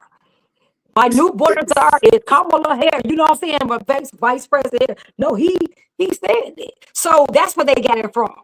And then now when she began to run and they wanted to now fake news wanted to lie to us, think we were stupid and wanted to whitewash her terrible record, then they started lying. No, she wasn't a border czar. And they needed a bipartisan bill. And Trump got wind of it and knew he was gonna run. So he stopped it because we tried to close the border. We wanted to, but Trump stopped that. Just like they lied about not shutting down the government. It was Republicans that shut down the government now and before. Right, just lies. That's lies that the fake news allowed them to tell. Danielle Properties is launching its first master committee in Dubai. And now to the Biden presidency. President Joe Biden announced Vice President Harris will lead the effort to tackle a sudden surge of migrants at the U.S. southern border. The announcement came as the federal government opened another emergency shelter to deal with the influx. CBS 4's Danya Backus reports. If you deal with the problems in the country, it benefits everyone. President Biden is tapping his vice president, Kamala Harris, to oversee U.S. diplomatic efforts to address the recent influx of migrants along the southern border. While we are clear that people should not come to the border now, we also understand that we will enforce the law and that we also, because we can chew gum and walk at the same time, must address the root causes. CBS News has learned the Biden administration plans to use the Freedmen Expo Center in San Antonio, Texas, to house up to 3,000 unaccompanied migrant children and convert the San Diego Convention Center into a makeshift shelter for 1,400 minors. The best way to keep people from coming is keep them from wanting to leave. A number of Republicans asking the president to visit the border himself to see the situation firsthand. For 4 years, we heard Democrats going on and on about kids in cages. Well, Joe Biden desperately does not want you to see the Biden cages. They have frozen deportations. They have done away with, rolled back the Remain in Mexico policy. Appearing on CBS this morning, Vice President Harris maintained the situation is a result of Trump-era immigration measures, and a visit to the border is in the works. Yes, we will go. But the reality also is that in addition to the border, we also need to deal with the root causes. Due to strained capacity in one sector of the border in Texas, Customs and Border Protection has started to release some migrant families without notices to appear in court. Instead, those families are being given instructions to check in with ICE at a later date. Danya Backus, News, Los Angeles. The Pentagon has also received a request to provide space at military installations to deal with the crisis on the southern border. A third base, Peterson Air Force Base in Colorado, is now being surveyed to determine if it is a suitable place for housing unaccompanied minors. All these minors. Yeah, but Zoe, look at this. And then she kept saying, but then Zoe, even though she knew that it was a crisis and all that, and we're gonna go. And then remember when she was running, and then she still never went to the border. Still never went. Now you hearing it's a crisis. You know it's a crisis, Joe, because he did 91 seconds orders on the first day to open the border. So you knew. And now they're telling you what's happening. You know what's happening. And then you go say, oh, yeah, I'm going to go to the border, this and that. And then they ask you when you decided you're going to run and on 60 Minutes and you never went to the border. That was crazy. But it's a video where he's standing up and he had the mask on. He called her the border czar. He said, I ain't making her the border. He actually said border czar. So we have to find that. But if but yeah.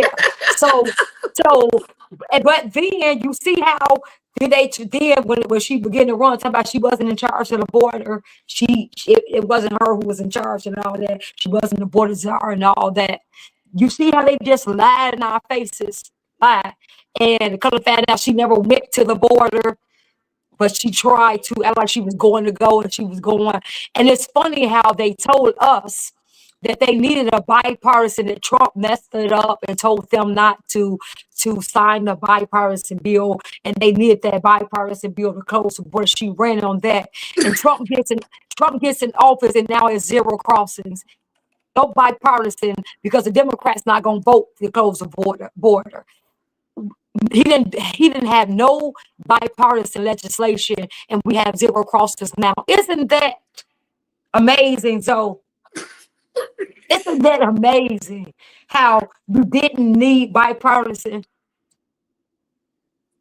I mean, yeah, it's like he said earlier when we were looking at when he's talking about the platinum plan.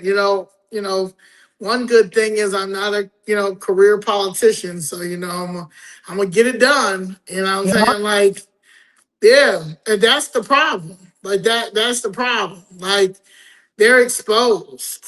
They're exposed, and it's really up to the Freedmen's, the FBAs, the real patriots, the real people who understand what this country was built on and our history. One of the most disrespectful things that I'm seeing from the Hispanic community on this anti-American and on the basically, like I say, working with the cartel and working with these progressives and these Soros, is that they were enslaved with us. Okay, that also the John Leguizamo was talking about the Latino Underground Railroad. And he was discussing this on PBS with an Indian who also doesn't understand our history. So the fact that these foreigners, these immigrants who do not respect our American history and trying to rewrite our history is honestly I got an issue more with that than really anything else. Because I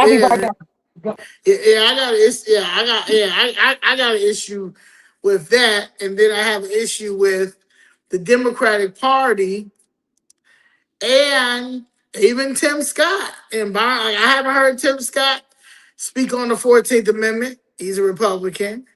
I haven't heard Byron Donald speak on the 14th Amendment, but I haven't really been paying attention to, so they may have.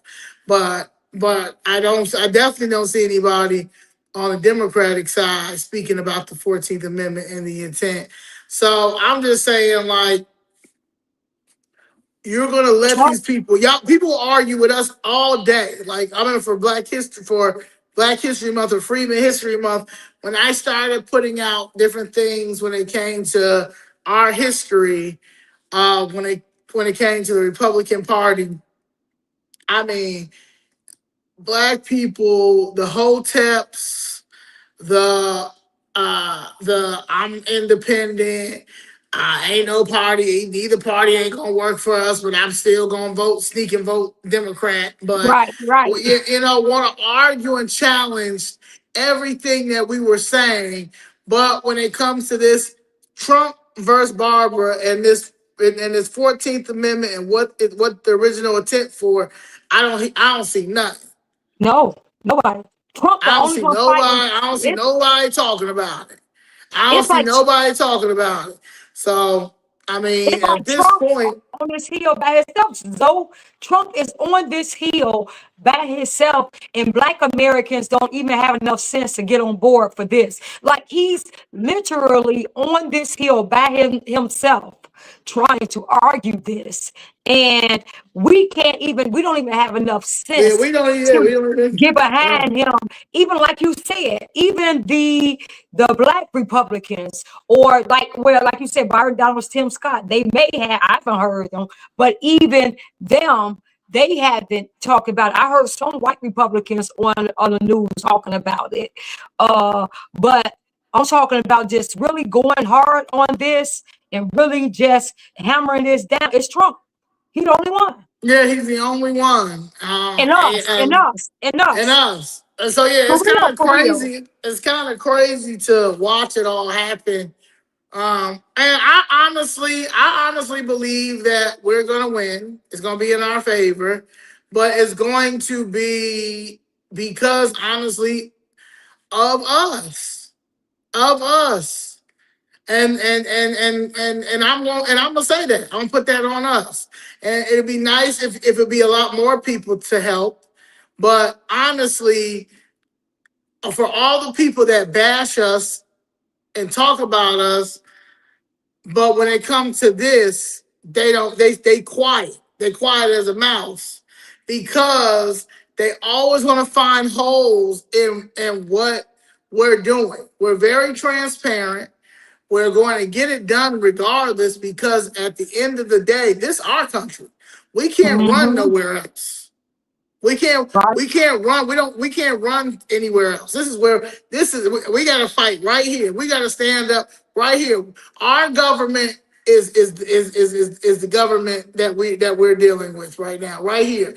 We can't run anywhere. We can't run to another. We don't have an embassy to run to. We don't have anybody to run to. You know who I have to run to? Right down to 121 North LaSalle, and then down to DC. Okay, and Springfield. There's no, I can't run to Jamaica. I can't run to Africa. Run to Mexico. I can't go to Mexico. I can go to Puerto Rico, I guess. I guess if that's where you want me to go, Puerto Rico, but they can't even vote. So, I mean, I can't, I can't go to India. I can't go to China. So I'm just trying to say, like, you guys honestly have attitudes and mad because this current administration took y'all DEI money. But honestly, if you look at, if somebody was to total up all the grant money, all the DEI grant money that was given to us and foreigners, and we trace that money because we trace that money and see where it went. I guarantee you, we can probably put the dollar amount of what went back into our communities, and it wasn't much. It was lowest. Because remember, you know it was the lowest. I keep telling DEI, we only benefit 4% of it. You know what I'm saying? Right. So, and that's tax. That's so so that might be the 700 women that are mad. Yeah, so what I'm saying is, so that in itself tells you that we didn't benefit from it. Now let's go a step further. Like you said, remember when Kamala Harris, remember she was at the Freedmen Bureau, when she was talking about the Freedmen Bureau. Remember, threw everybody in there. Yeah, and remember that she was talking about all the people who benefit from that Freedmen Bureau, who got the money and the grants and stuff.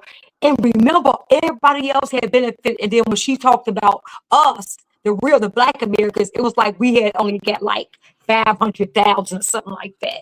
And the rest of them had got all these other businesses and things. It was so many, and we was the lowest. I can't believe she said it. She was, I gotta get that clip, but that was before Trump was running. I showed that. But yeah, she talked about, and the Freedmen were the ones who got the lowest business to benefit from the Freedmen Bureau. And people were just clapping. I couldn't believe it. She talked of Indians that got something, was Indian, Asians, and all that, people of color. It was yeah. And right now we battling the Asians. We battling the Asians for our 14th Amendment. And that's wild to me that none of them Democrats and illegals, because illegals, these illegals, because they didn't let all these illegals come over. But the Asians is is yesterday. Let me tell you, I haven't seen not one Asian at any protest when it comes to us. I Oh, haven't yeah. seen one Asian show up. I haven't even seen them at any school board meetings. I Yeah, haven't seen you're them. They right. don't need to go. They only come Yeah, out when it benefits them. And so they were out there sure for was. You're right. Trump. I mean for that SCOTUS case. Yeah, they So when were. you see that, and you see is you have them, you have you have the Asians, you got some Caribbeans out there, you have some Africans out there, you have some Hispanics out there, and then you got me and you. Yeah. The only foundational, the only native, the only freedmen. It was something to see. And that girl who came. Because other than that, was everybody who Oh were yeah, protesting, that girl who yeah. Germany, but everybody who was out there who was protesting and fighting for anything, they were fighting on the side of the Democrats. It was only two people that were out there being vocal about us being free men standing with Trump. Nobody else. It was all the other ones were we hate Trump. We immigrants are welcome here. The 14th, the birthright citizen is for everybody. You Americans and all that. That's what it was. It was. I couldn't believe it. I said, "No, you mean to tell me not nobody? Where was the ones who was attacking us? And, none of them showed up. None of them. Wow, nobody." Yeah, I Miss Carol. Yeah. Well, all I know is that we need to show up one more time in unison in DC, and I'm gonna try to do 60 days out. Let's and see if y'all are really about that life. But I believe that um of course, God has the last say, and Trump is going to prevail because they ain't got no choice. Them Supreme Justices ain't got no choice because he's going to have to if invoke the Insurrection Act ASAP. ASAP. Because these people there, when I said what happened to the love and inclusion on Dr. Drew show there, let me tell you something about the Democratic Party and their base. They are the real terrorists, domestic terrorists. They are the real dictators. Not everybody in the Democratic base, I'm not saying, but the ones who be out there protesting and the ones who aren't they violent? They're violent.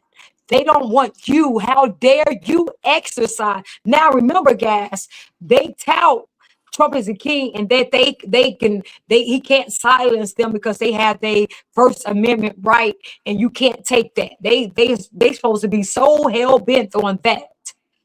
And soon as you come out there as an American, standing on your constitutional right, they try to silence you. How dare you? How dare you speak?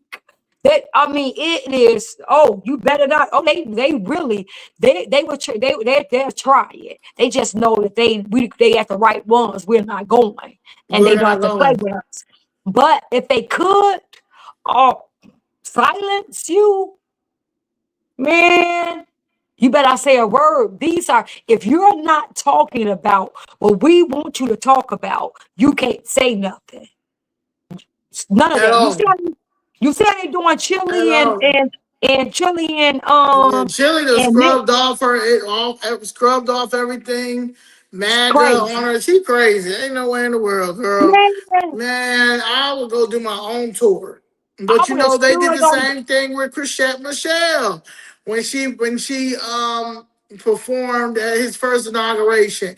And I remember saying, and this was when, I wasn't into politics or Then like or any of that. But I remember, and I've always came to her defense, even when this first happened. I said, if y'all didn't want her to perform at Trump's inauguration, then why y'all ain't put y'all money together and give her whatever he was giving her?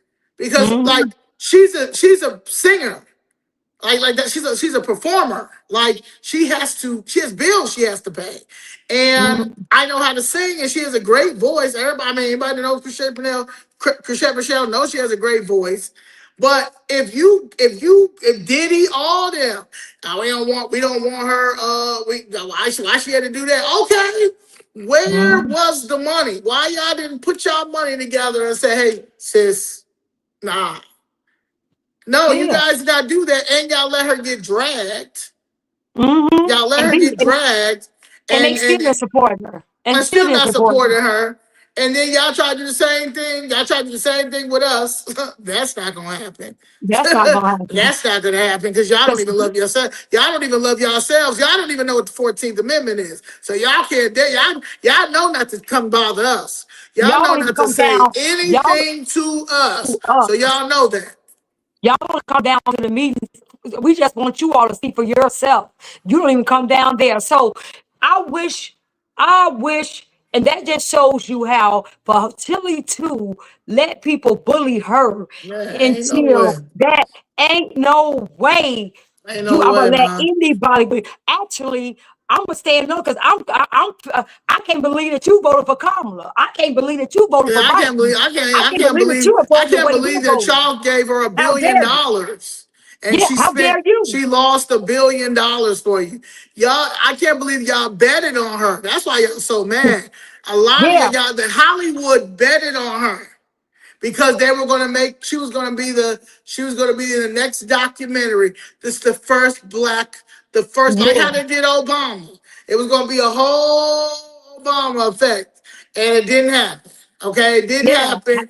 And y'all, and so y'all been pissed and mad ever since. And y'all so mad and y'all so pissed off because this hearing, and people are going to talk about this. There's going to be more people that's going to start talking about it, and they're going to continue to talk about it, that they're going to have to talk about what the original intent was for the 14th Amendment. Who was it for? And they got that knowledge. Who was it for? And if any of them, and then so Maxine Waters, your old ass knows what it was. Because you were born right around the time 14th Amendment was founded. So y'all need to stop playing. Yeah. No way. You ain't gonna bully me.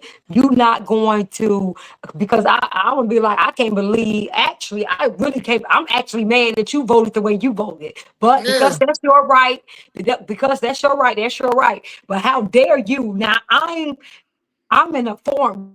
I know why I'm voting the way I'm voting. I'm educated on my policies, on why I voted this way. I'm convicted in my heart about the policies that I will not vote for. I have conviction. I vote on what I believe on my policies and what's best in my best interest when I see for my community. So when I do this, I go in that voter booth informed.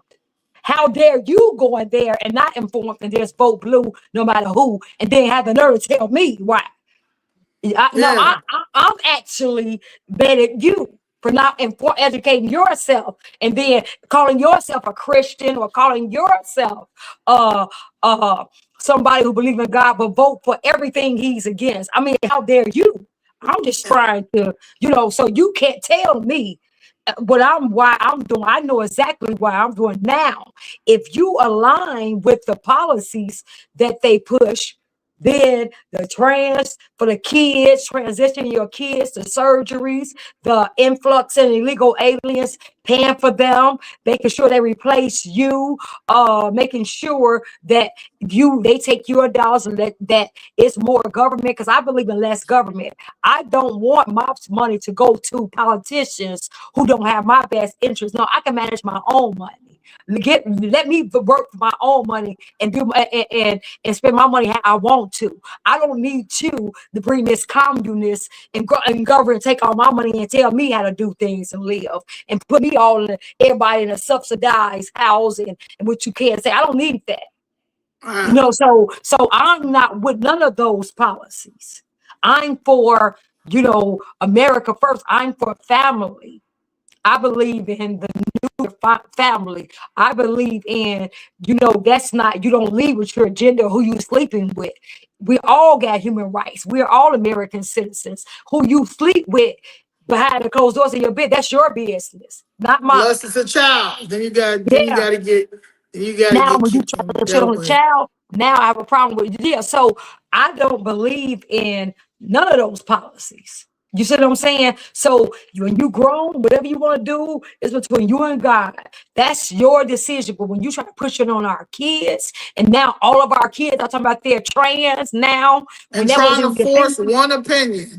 Like if you want to talk about it and somebody wants to give their opinion, you cannot say, well, that's homophobic. No, you can't. You come to me and you explain, you're trying to normalize a trans woman and a biological woman being the same thing. Right. And if I don't want to entertain that because you sound crazy and I'm a woman, so I'm offended, you cannot say, oh my God, you're xenophobic. Oh my God, you're homophobic. Oh my God, you're a fascist. Oh my God, you're transphobic. No, you're trans delusional. Right. You're trans delusional, okay? Because at the end of the day, you guys aren't even transitioning fully. When you look at all these people that are going to probably be out here tomorrow, I'm going to try to go, but they say it's supposed to be raining all day, so I don't know. Oh, now Miss Shannon is here. Miss Shannon, I would like to see if you want to run for governor.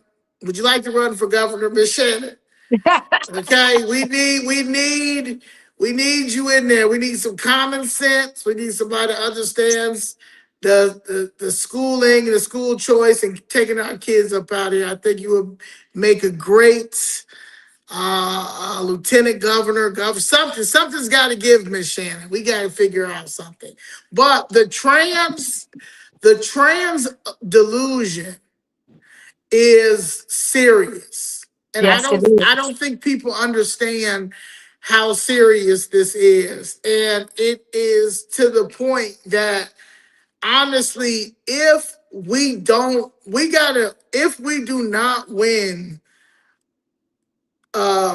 this citizenship thing. And the reason why I'm saying this is because, or ending the birthright citizenship, is because everything is going to continue to be out of whack. Mm-hmm. And they're going to try other things. They're going to text. I mean, they're going to test other things when it comes to our Constitution. Right. And to be honest, and we're gonna keep it a buck, the country was built on reproduction. If you guys are not reproducing, then how is the country going to sustain? That's That's true. another Right. reason why they brought all these foreigners over here. So why they tell us to abort our children, why they tell us to mess up our reproductive organs while we're going through these abortions and things like that. And I've never, had an abortion. I've never got any of that stuff. But when I've talked to people who've had abortions, my friends or people or family members and stuff, they say that's one of the worst experiences that you go through. So to put your body through that over and over and over again, trying to use that as some type of birth control while millions of illegals are coming over here. You got birth tourism that the Chinese are running a $1 billion business with making sure these babies, they're taking our kids to Planned Parenthood. Yep. And they're going to continue to do it while we're losing population, Here comes a group of foreigners that are not going to, they're not going to the chop shop. They're not, like, people call it the chop shop. You know what I'm saying? People, how do you even say, yeah, girl, I'm about to go to the chop shop? I mean, and dance. Like, what is like, I mean, it's embarrassing. It's embarrassing. And it's honestly, when are we going to realize that all of these policies are harming us and our children? Today I went to breakfast and there was a lady I went to breakfast with, and she said one of the things is why she never liked Pritzker.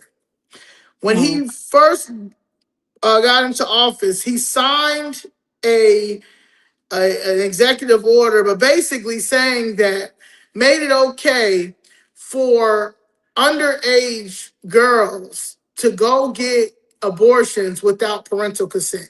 And she said, she said from her experience, it's just like, how do you give that? How do you let underage girls that we have to pay for? We're paying for this, but you can have as many abortions as you want.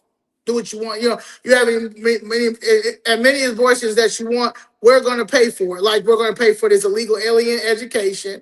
We're going to pay for their health care. We're going to pay for their dreams and aspirations, whatever they want to do. We're going to pay for everything. Their transitional, Their their transitions, all surgery. that. We're going to pay for it all because we're going to get grant money. Even though the grant money is, you're not going to fully transition. We'll give you a couple of testosterone shots and some estrogen shots, depending on what you want to transform into. A man going into a female or a female going into a male. But when it comes to like the full on surgery to transition, yeah, we're not going to take care of all that because all that grant money is gone. We done stole the rest of the money. So now you got these people walking around with a half beard, one breast, full balls and penis, and you want somebody to call you Libby. Now, I'm not going to call you Libby. Your name is Larry, and we're going to call you Larry. But this is what we're dealing with out here, and they want us to normalize this. No, y'all are in some type of zoo, and you want us to be okay with this zoo that y'all have brought over here to this country. No. All they need to be like, honestly, when I think of them, I think of Baron, what's it called? What's that? Ringling Brothers? Is that what they call? Yeah, the Ringling Brothers. Barnum and Bailey Circus. Yeah, that's what I think of. I think of like they belong as a freak show, like Ripley's Believe It or Not. You know what I'm saying? Like, y'all are trying to put the Ripley's Believe It or Not on top of, mixed with Guinness World Records, on top of I don't even know, man. At this point, the delusion, just straight delusion, straight demons, and it's disrespectful at this point because you have our kids that are just trying to watch cartoons. Like one of my friends say, every time he said every time we turn on the TV for his daughter, it's some gay stuff. He said, I can't get one cartoon that don't have no gay stuff in it. Like, I got it, and it's sad to even. And he's 42, I'm 40. His daughter's like, I think 8, and he's like, it's insulting. Like, I just can't. He said, I can't even give her the remote and be like, all right, find something. I can't give you Netflix. He said they don't even have something on there like, all right, this is a kid's show, but it's gonna show a little bit of LGBTQ in it. I don't want my child to see that. Why can't my child just watch Recess? Like, when I watched Recess, I didn't think about gay. It didn't show me nothing gay. You understand? When I watched Proud Family, it didn't talk about sex. It didn't do anything like that. So now my child comes home from school and my son says, well, I want some Barbies. Well, why do you want some Barbies, son? Oh, because they said that, we can be girls. Who told you that? Oh, my teacher. Now, if I go and try to fight the teacher, then I get locked up and then DCFS is involved. But you teaching my son to play with Barbies. And he can be a girl. And he can be my a girl. son, and now that's in him, the seed is planted. And then now when he grows up, or, at age 10, 11, he thinking he's a girl when this is just taught to him, not something it really is real. It's taught to him, oh, wow, you want me to be okay with you calling me a cis woman. What is a cis woman? Now you want me to call you and identify you as a woman or a man, whatever you identify as, but you want to insult me by labeling me a cis woman. If I could block people in real life, like when you walk towards me, like when we go to these freak show protests, and when they come close to me in any type of way and try to tell me, like that African lady told me, like, you're a trans in denial. What? Right. You understand? Because you can't, y'all don't know what to do with me. You don't know what to do with me because y'all have sold this, this narrative to, I don't know, 40% of the country, that trans are going to be heard. And they are being heard, right? And they're being heard to the point that we getting y'all up out of here. You understand? We getting everybody out of here. The illegals, we getting y'all up out of here. Trans, we getting y'all up out of here, because y'all are not going to what's the word? You're not going to confuse our children. You're not going to confuse our children. Understand? If a child feels the way that they feel, they'll figure it out. They don't need any extra convincing. You understand? If they know what they are or what they want to be, that's just what it is. But we're not going to deal with trans and them trying to tell us how to parent our children. Yeah. And parent, you know what I'm saying? Because that's what it is. It goes, and I mean, if this is socialism, Marxism, parenting, with the help of LGBTQ that have put this weird curriculum into our education system, then we can't. There's no way possible that y'all can even see anything positive about the Democratic Party. The Democratic Party does not care about your kids at all. They don't care about American citizens at all. They've turned into one big experiment, and one big experiment, and they have done so well masking it until Trump got involved and pulled the Band-Aid off the wound that was never getting healed. So now is a time that he only has, really a year and a half. And then after that, what's next? What's next? Because the Democrats can't get back in on the federal level. They can't. And Pritzker can't get in on a state level either.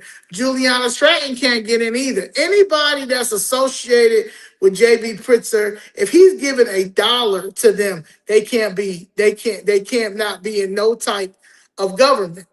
They can't be in no type, they can't be in government, they can't be a head of a department, they cannot be in anything, because they all on whatever agenda he's on, and the agenda is not for us.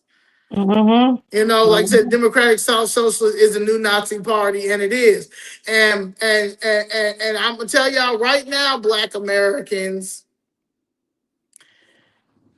I don't want to hear nothing, nothing, if we lose this 14th Amendment you guys saying, well, Trump should have fought hard enough. Y'all will find something. Y'all will Yeah. find something instead of blaming yourselves for listening to people like the Roland Martin, the Joanne Reed, Charlemagne, Angela Rye, Lamont Hill, Angela Rye, Angela Rye, Abby all your, Phillips, yeah, all all the, these people, Jamel Hill, that will not speak about what the intent was. And it's crazy because even with Angela Rye, you're an attorney.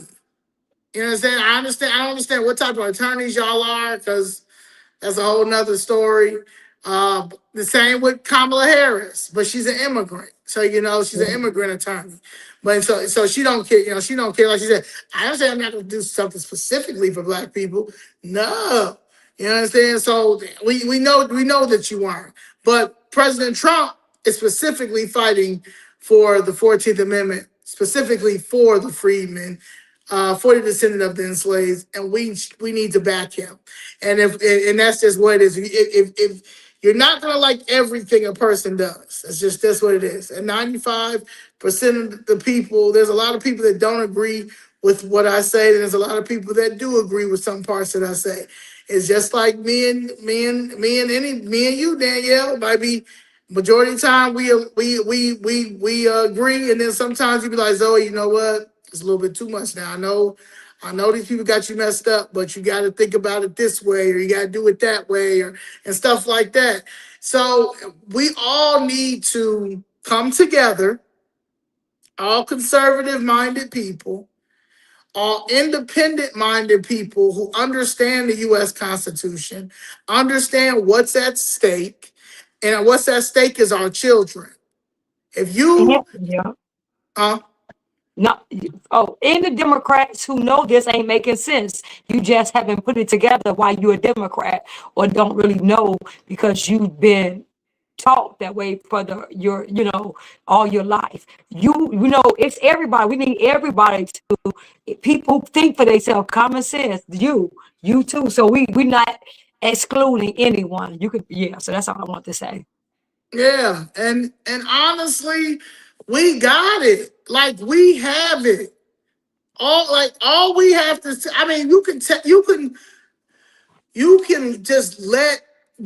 make it known. Just make it known on your page. Like, look, we stand with President Trump when it comes to the 14th Amendment. We had to end birthright citizenship. This is what the original intent was. We're spending billions, if not trillions we have spent trillions of dollars on illegal immigrants, from student visas they've gotten better education than our own kids have. You understand? There's kids. I saw something the other day that Terry Newsom posted that all his kids had to go out of state.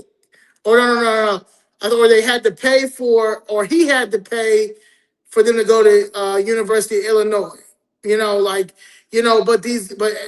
there's people that can't test, that live right here in this state, in this city, and in this county, that can't test to get into University of Illinois or any of these places. They have to go out of school. They have to go out the state. But then you have these illegal aliens that come here, and you can offer them any of the schools that they want to go to in the state of Illinois. Where would you like to go? Where would you like to go? You can pick it's to this point, like I said, if we can't, you can't deny. I just imagine, because this is what's happening. That platinum plan that we just showed you, right? We just let you hear. That's what the Democratic Party gave to the illegal aliens. That's the plan that they are dealing with right now, and more. So Trump said 5 billion. Was it 5 billion or something like that? After all this, he said, and 5 billion. They have, so with the jobs created, he's about the jobs, the opportunities, making sure that you have a certain amount of trades for you, jobs for you, programs set aside specifically for you, or stuff like that. The Democrat, think about that, carved out for the illegal aliens, because that's exactly what they carved out for them. that they're giving them right now, that plan. So think about the platinum plan, think about it, magnify it, maybe about 2% more.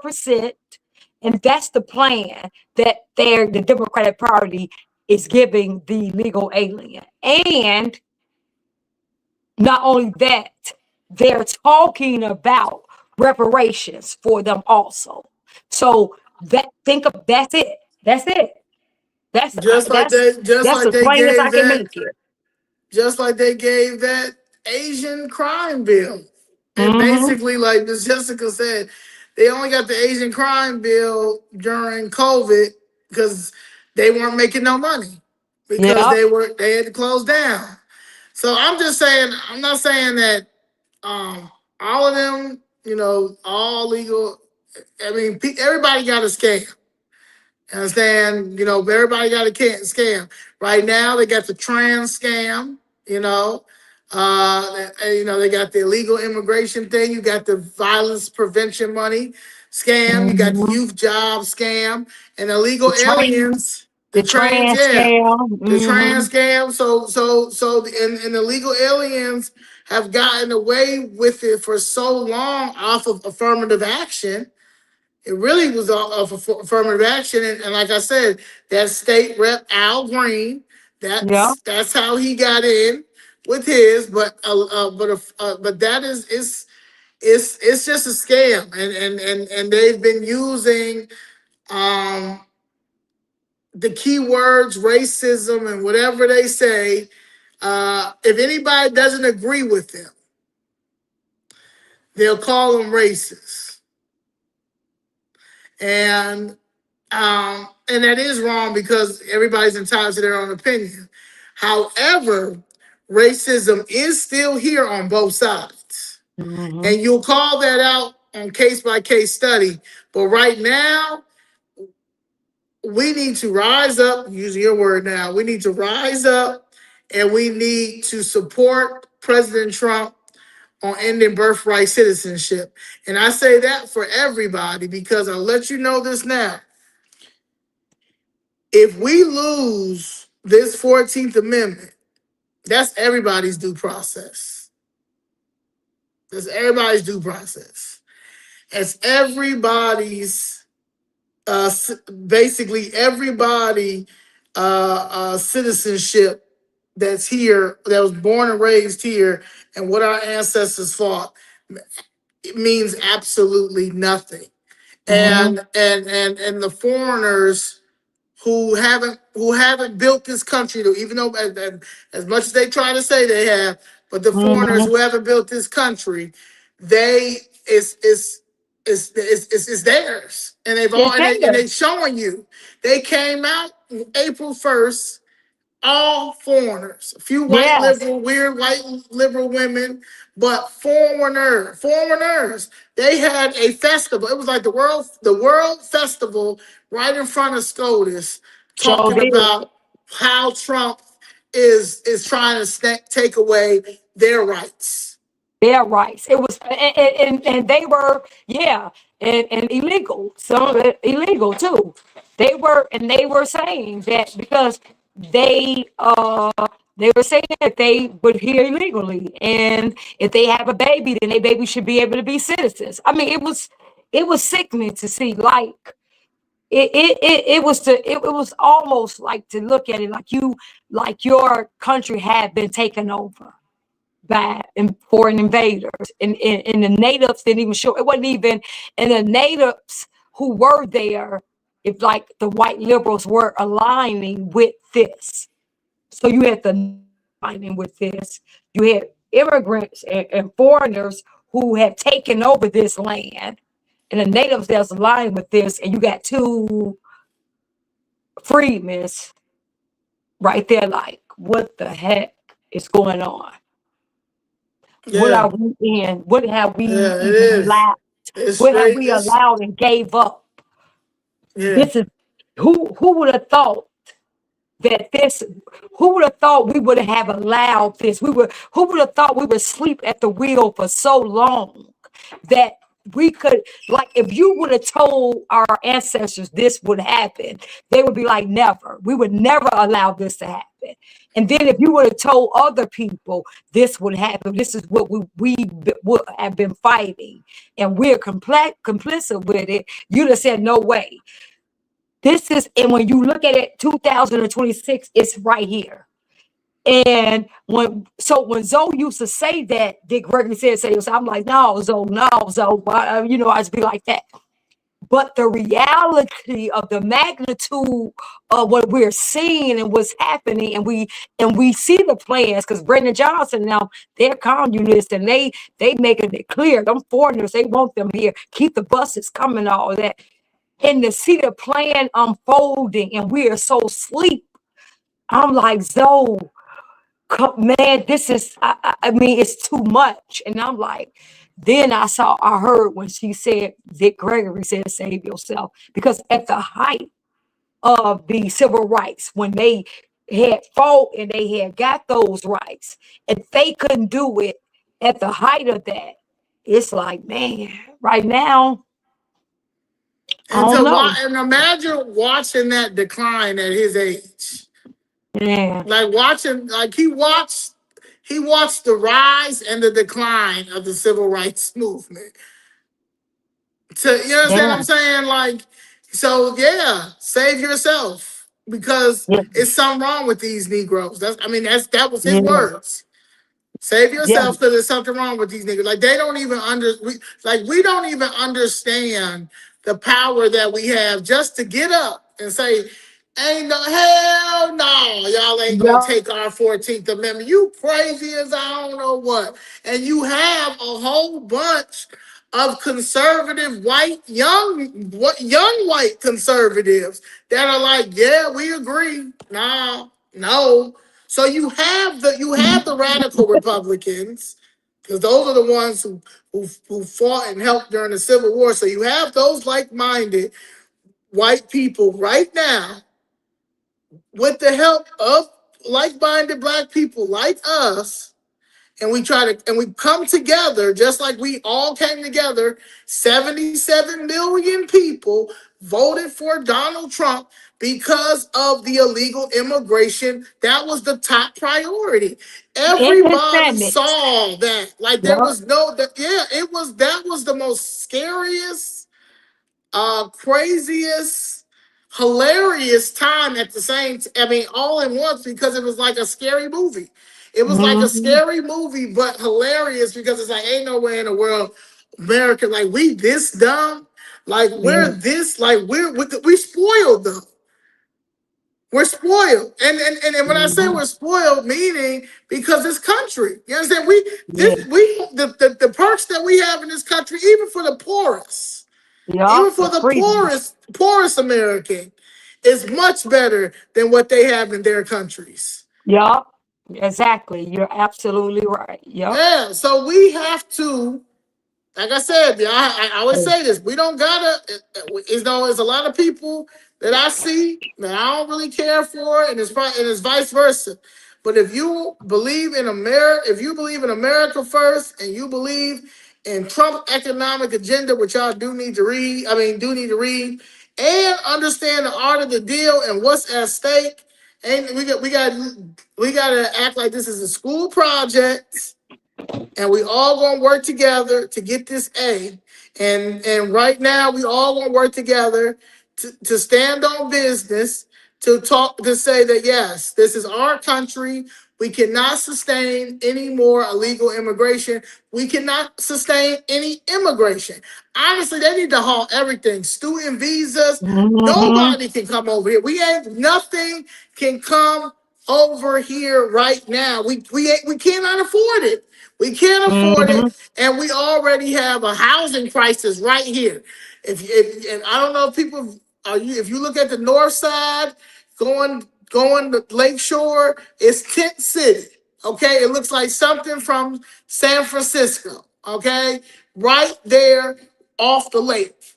It's embarrassing embarrassing to see all those tents, because they done stole all of the homeless money, or they have prioritized giving it to illegal aliens, because for some reason they think that they're getting back in office on the federal level. They're never going to. Like I said, I want him every day. I want him to invoke the Insurrection Act, and he can stay up in there until I want Trump to stay up in there until they figure out why they thought it was okay for illegal aliens to take that 14th Amendment. So Trump, if you would like to stay in there until then, because I want to know. I want Chicago Flips Red would like you to stay in office, Trump, invoke the Insurrection Act, and stay in office until somebody from the Democratic Party explain to us why did they think that that was okay for them to try to take the 14th Amendment that our ancestors and the radical Republicans fought for to keep us here. For us to be our free slaves and the children. What made you think that that was okay to give it to a bunch of Asians? Just like, why did y'all think it was okay to give them a hate crime bill during COVID? We haven't yet got a hate crime bill. We haven't had a hate crime bill. Where the white crime bill? Okay? Where the Charlie Kirk bill? Right. You understand what I'm saying? Like everybody get bills but us. Like you said, what is Charlie Kirk bill? Where the Charlie Kirk bill? He got shot and killed on the campus. They fought on the campus that he was invited on. Yeah, they fought. Every Democrat fought the Lake and Rowley bill. They fought that. They didn't want to give the no. They didn't want for American citizens to be protected from illegal aliens. They fought that. It's like everything that's going to help you, benefit you, they're going to fight against. So like she said, I'm with you, Zoe, until they figure out, and you all want to say it's okay to give reparations to illegal alienated children. What made y'all think the Platinum Plan? What made y'all think it's okay to give the Platinum Plan 2.0 to illegal aliens? I'm right, though. Invoke that. You need to be in there about 4 more years. Yeah, you need to be 4 more years because we don't have no answers to all of the criminal actions that the Democratic Party put us through. Yeah. Like something like this. Yes, Lenita, you're absolutely right. Like, honestly, it's treason. Yeah, it's treason on steroids. It's treason on 3D. None of us could ever do this. Look what they were going to do to J6 people. Oh yeah, they was getting ready to get them. They threw the key away with those. They thought it was over with. They were grandmas in the now with ICE. They let them right back out. ICE, Antifa, they just prosecuted these Antifa terrorists. That was the first time in history, but they let all of these people who did impede ICE, brought ICE, interfere with ICE officers, put ICE officers in danger. They fought and let them right back out. They let them right back out. Now you have people who went to the Capitol, grandmas walking through the Capitol, just there. Walking through, and they threw them in jail. They were in jail for a very long time until Trump got back in office in part now. So they were willing to let them rot, but they fight in judges that these terrorists, domestic terrorists that tried to hurt ICE, they let them right back out. So, like Zoe said, until we figure out. Be charged with treason because the penalty of treason is death. But you can take it down to life in prison, however you want. But we need people to understand whenever you're an elected official and you put your hand on that Bible because this is serious, and you say your oath of duty is to protect the American citizen. It goes to the American citizen, and you failed that. You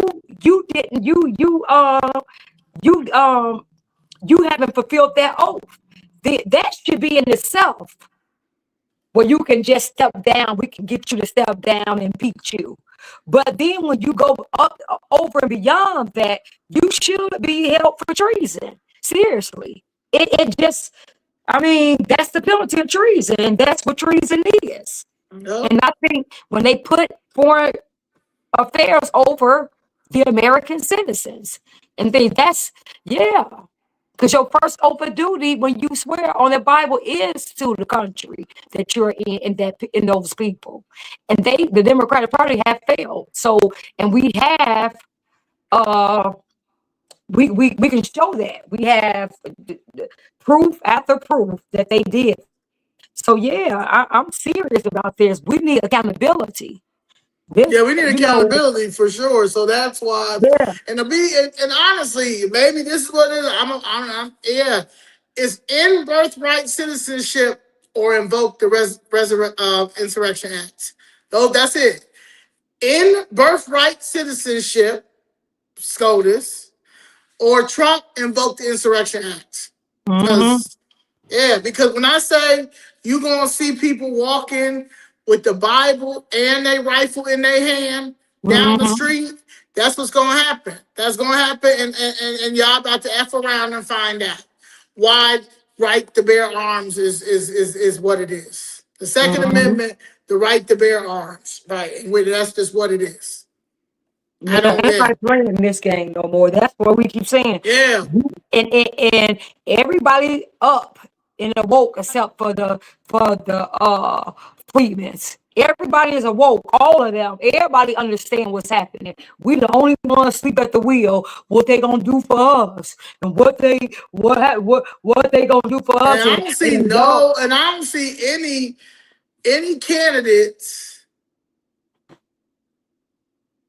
Honestly, Christian, but I don't see no candidates other than Christian Maxwell talking about that 14th Amendment. So I'm just saying, like, I don't understand how y'all think y'all getting in office and y'all not talking about that. So I'm just saying, y'all, look, if we lose, it really don't matter about sanctuary cities no more. It ain't gonna matter about ending sanctuary cities and sanctuary state if they're going to continue this BS with the illegal immigration invasion. Because you know how many of those do you know how many now? Biden allowed 22 million illegals to come over here. Me and Zoe would go to these shelters in the beginning. More than half of them was pregnant. I want to say almost all of them. And they had strollers. Some of them had babies and they had strollers and they was pregnant. These illegal aliens. So imagine 22 million illegal aliens come over here. They come over here. They were coming over here showing up pregnant. And the ones who came over here illegally right now within the last 3 years of Biden, they were pregnant. And it was so many strollers. Remember at that shelter, Zoe, when we showed that video, all them strollers that they had. Right. So they all was pregnant. They all had babies. So they was pregnant and had babies. All of those are considered American citizens, guys. Everybody who just came over here, the 22 million who just came over here and dropped those babies because they was cool as soon as they got here. Because the ones who wasn't pregnant was making sure they got pregnant when they got here. So all station they was pregnant. Those babies are American citizens. So we're gonna have millions of those people who came over here who making sure they get pregnant here. Those babies are considered American citizens. So what country would reward people who came over here illegally, dropped babies here, and now they're considered American citizens? I mean, that scam, it's y'all talking about the PPP. That's nothing compared to this. It is. This is serious. Yeah, this is. But this comment right here is it. What they say, I can see it. Politician did it for votes, but the globalist plan is to destroy the Western civilization through violent uprisings and lawlessness. That's why they don't care about these teen takeovers. That's why they don't care if our kids know how to read, black or brown, white, doesn't matter. That's why they have prioritized illegal alien kids to get the first dibs on special education and everything, while our kids are thrown to the side.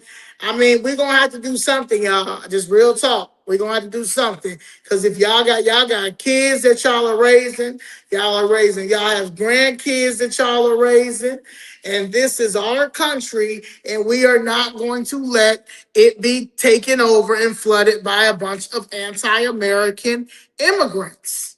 Yeah. That's just what it is. And then greedy American politicians who ain't never amount to nothing in life, and was able to slip into the government because we weren't paying attention.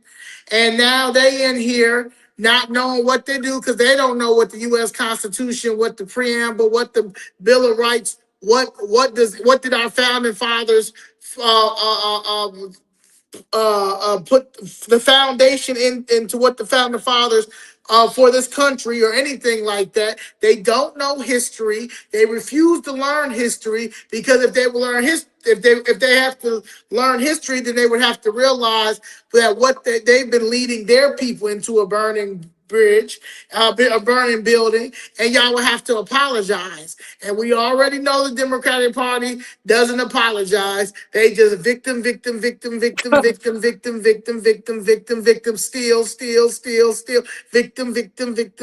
Point fingers, blame. steal. Point Yeah, fingers, point the blame you. finger. Yeah, Yeah. y'all are sick. Yeah, it's And it. honestly, and that's just what it is. So, Yeah. okay, buddies, because we on going on 3 hours. All Okay, right, yes. so this is it. Either they're going to end birthright citizenship, or President Trump is going to invoke the Insurrection Act, and we want him in there until the Democratic Party want to come to the table and talk about all the messed up things that they have done for the last, we're going to say 10 years. Yeah, to this country, to the citizens. To the To citizens, the for like American that citizens. you have put us in, y'all have put us our security at risk. You have put the American citizen security at risk. You have put our American children's security at risk. You have put our American jobs at risk. You have put our American businesses at risk. You have put our American housing at risk. So yes, y'all gonna have to step to the table, and then also we're gonna need the clergy, the Democratic clergy, to all repent as well, or y'all, or you can't get no, or y'all business, y'all churches, because that's what they are, businesses, are going out of business as well. Y'all gonna have to start paying taxes or something, because y'all also have destroyed the American foundation and the fabric of our country because of greed. So until y'all are ready to have that conversation, then those are the two options that I see that I'm okay with. that's that you'll deal with, I'm okay right? with. Send the military I'm in, really. send whatever. Well, we're ready.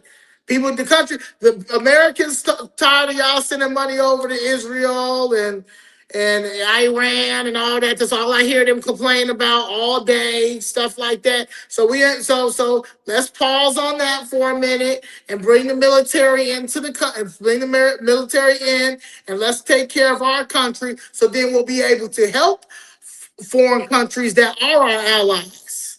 Because right now we can't afford to do anything because we're about to lose our country.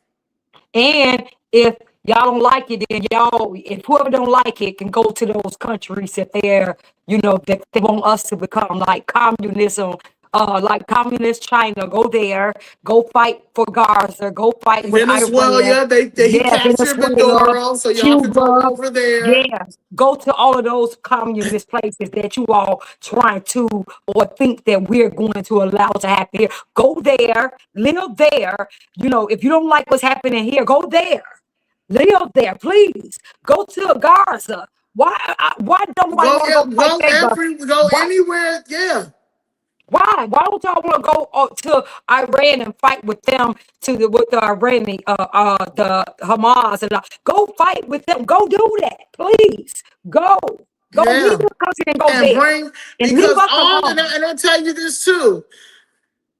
Y'all are waving all these rainbow flags and these trans flags for these countries that you wouldn't even make it there. There's some countries that you can't even go to because they will jail you or kill you for your sexual orientation. Yeah. But you could go, wave that trans flag in Venezuela.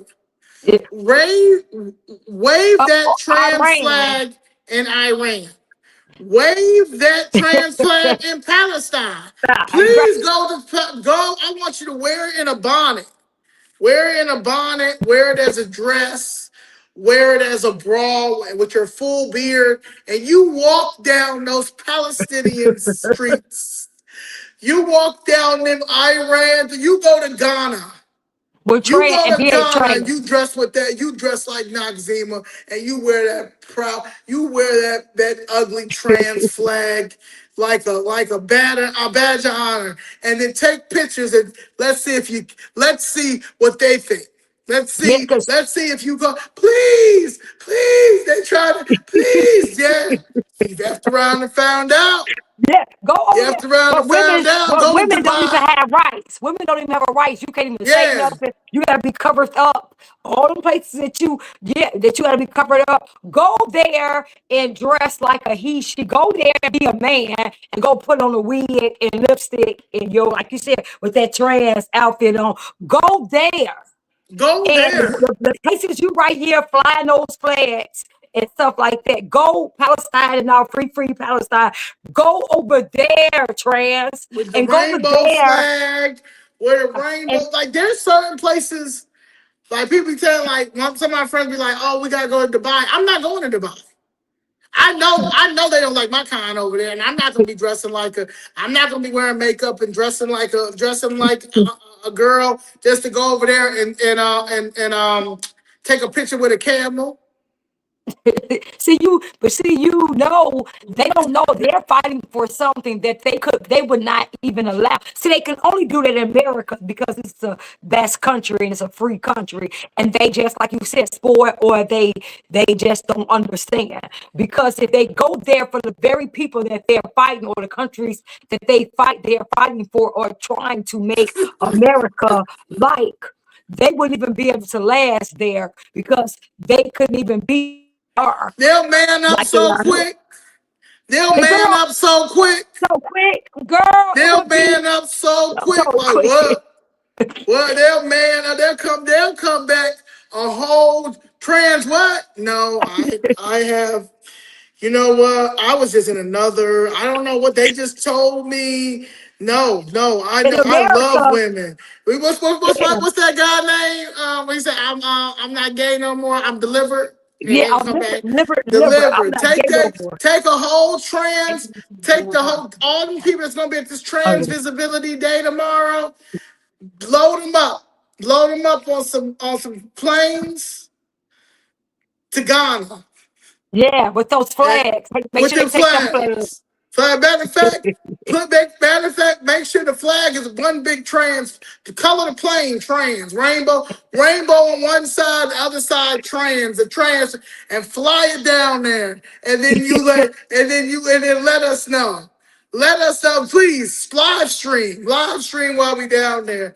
Live stream while you're down there, so I can be like, look, y'all, look at that. Now this is the real war. They can see. Look, they get ready to see what a king and a dictator look like for real. They get ready to find out what a dictator and a king is really like. Yeah, they will.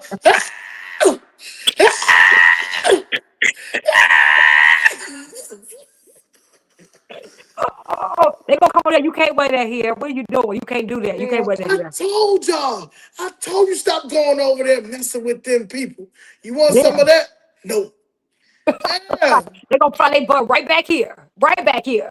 Yeah, you can Right. only do the Yeah. yeah. So I mean, so I'm just saying. So and we're tired of it.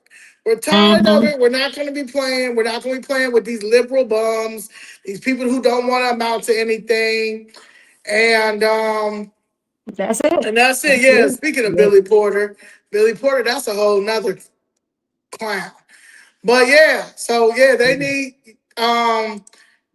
we're just gonna stop it. So those are the two options, y'all. We're gonna, and we know God has our last say when it comes to what the 14th Amendment really means, and honestly, let's rise up. Let's continue to support President Trump. And yes, you may not agree with 100% of what he's doing, but you have to understand he legit inherited the whole government that has lied to us on both sides. Mm-hmm. On both Mm-hmm. sides, they've lied, making this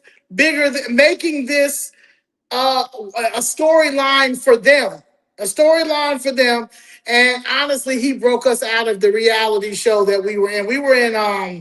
It was worse than Flavor of Love. It was worse Yeah. than Flavor of Love. It was worse than we're in like Survivor. Yeah, Survivor. That's it. That's it. So it was the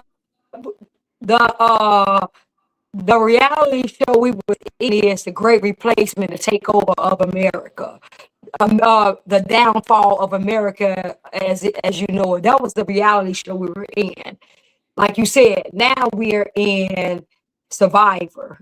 Yeah, we're in Because Survivor now, and we're gonna now, need everybody for Survivor. yeah, yeah. Now we are trying to survive what that last administration did, and trying to bring normalcy and turn this ship around to the right and head it in the right direction. That's the reach.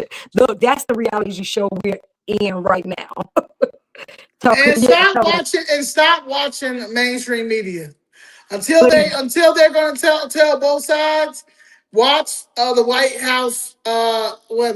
Watch us, but watch the White House and watch more independent podcasters. yeah, And do your own research. But yeah, CNN, NBC, Fox 32. I know for sure they are all the way liberal. yeah. Yeah, for Because we want, Chicago, Fox 32. I'm saying Fox 32 Chicago, not Fox News. So yeah, Fox 32 Chicago is Chicago. being paid by these liberals here and these coon Democrats who are continuing to to feed them a narrative that has nothing to do with reality right now. So yeah, but that's what we have to do. Start taking your kids out of these schools. Honestly, Yeah, we have to. We're working on setting up a homeschooling network that with a lot of teachers who are retired or are leaving the public school system to really teach kids what they went to school to educate our kids, and not in sociology and communism, but and that's what socialism, then and sociology too. We need to get back to the basics so our kids can understand how to survive in this world, and understand that they love this country. This is their country. We have the allegiance to this country. They have allegiance to this country, and that's how it goes. Like one of the justices said, if basically it may be a new world, but it's the same Constitution, and it is. You know what I'm yeah. We got saying? to. Yeah. Yeah, So and the original intent was not for the loophole of illegal aliens to come over here, get pregnant, and then reap all the benefits. And then if they decide that they want to, they got, like somebody said, they got to fight for war. Their allegiances to their country. yeah, they can leave. Yeah, yeah. They don't have to. Yeah, they got all the pros, but none of the cons here. Yeah, Yeah. no, no. No, We over with that. That's the Democratic Party they have to be done. We have to destroy them. Until when I keep saying on those prior videos that the Democratic, we got to make those Democrats sit in the corner for about 30 or 40 years. Sit in there, give them time out. But 30, I'm never going to vote, but for 30 or 40 years, make them go sit in that corner, time out, until you all realize, don't you ever, ever, ever play with the American citizens again. Make them understand that, because all they care right now is power. They're so cocky, and now the mask is off. They're not even trying to hide it now. It's full-blown communism, full-blown fighting for illegal aliens, because now they're in a fight for their lives. They're seeing all of their power leaving. Trump is taking all of their power away by deporting the illegal aliens, these scams, the fraud that he's showing, all this. So they're fighting, and they're going to fight with everything they have. So the mask is off. They're not fighting, so it's what you see is what you see. It is what it is. So we must rise up as Americans and say, nope, don't you ever play with us again, and let them go sit in that corner where you will never win another election. I wish we were much smarter on the local level and get the local level people on board. But if we can't, with all these Democratic ran cities and states, we got to make sure they never win another federal election. Period. Yeah. Insurrection Act. Yeah. So all right, yeah, like you say, that's good. I love this. Yeah, and a lot more people think like this, Lenita. Yeah, and that's good. And I feel like we see it. We saw the play. I think a lot of people. We have a lot more people that were happy to see us down there standing on business than not. I think it showed a lot of people that we, regardless of us aligning with the Republican Party, we still are unapologetically freedmen in who we are. Just like I would think anybody who's just like how these immigrants are. They're unapologetically proud of who they are and what country they are, and they're going to wave their flag right here in our country, and you bet not say nothing about it, because at the end of the day, that's their freedom of speech, right? That's their right. And that's the same with us. We're going to ride out because we are unapologetically freedmen. This is our country. Our ancestors built it. We fought for it, and we still have not gotten our economic resources to continue to better our communities. And the reason why is because we have no representation on either side. And the one person who is fighting for us right now, you guys can't stand seeing him because for some reason you have been told that he is a racist. When you see everything in his past showed that he wasn't. So at this point, it is what it is. I'm just, trying to keep hope alive. I'm really trying to. Okay, Jesse. I'm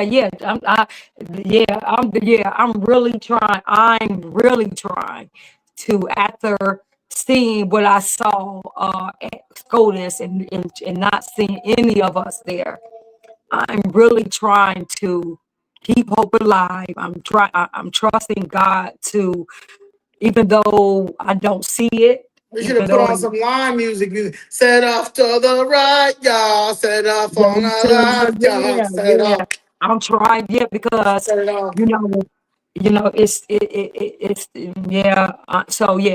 But like I said, keep hope alive, because it's a sad situation, guys. It really is. It's a sad situation. But it also shows how embarrassing all these people who rep these HBCUs, rep they Divine Nines, rep they big mega churches, rep they sowers, and they politics, all that stuff. And for them to not say nothing about this it proves our point each and every time. Yeah, it really do about, because this could really, when they acknowledge this, that means you have to acknowledge Freedmen.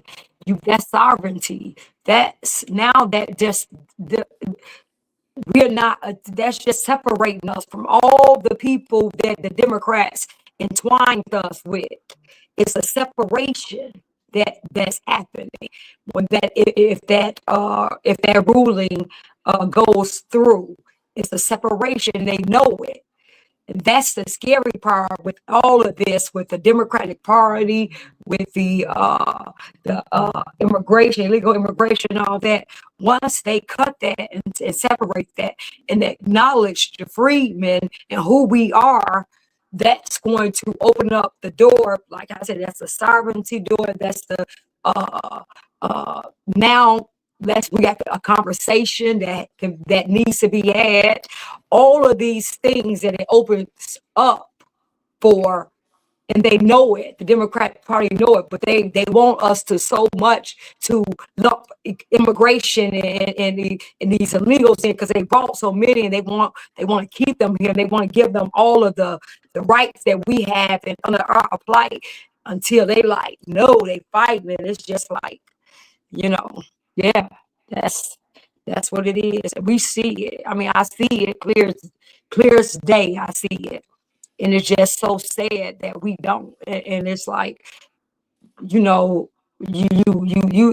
think, okay, we're not that far gone. But when you see it's wow, I just didn't realize how bad off or far gone we were. I really didn't. Yeah. So I think we got it though. I know our ancestors is not going to allow this to happen. They'll Lake Lanier this so fast. Anybody that's from Atlanta know what I'm talking about. I might know if I'm from Georgia, they know about Lake Lanier. But yeah.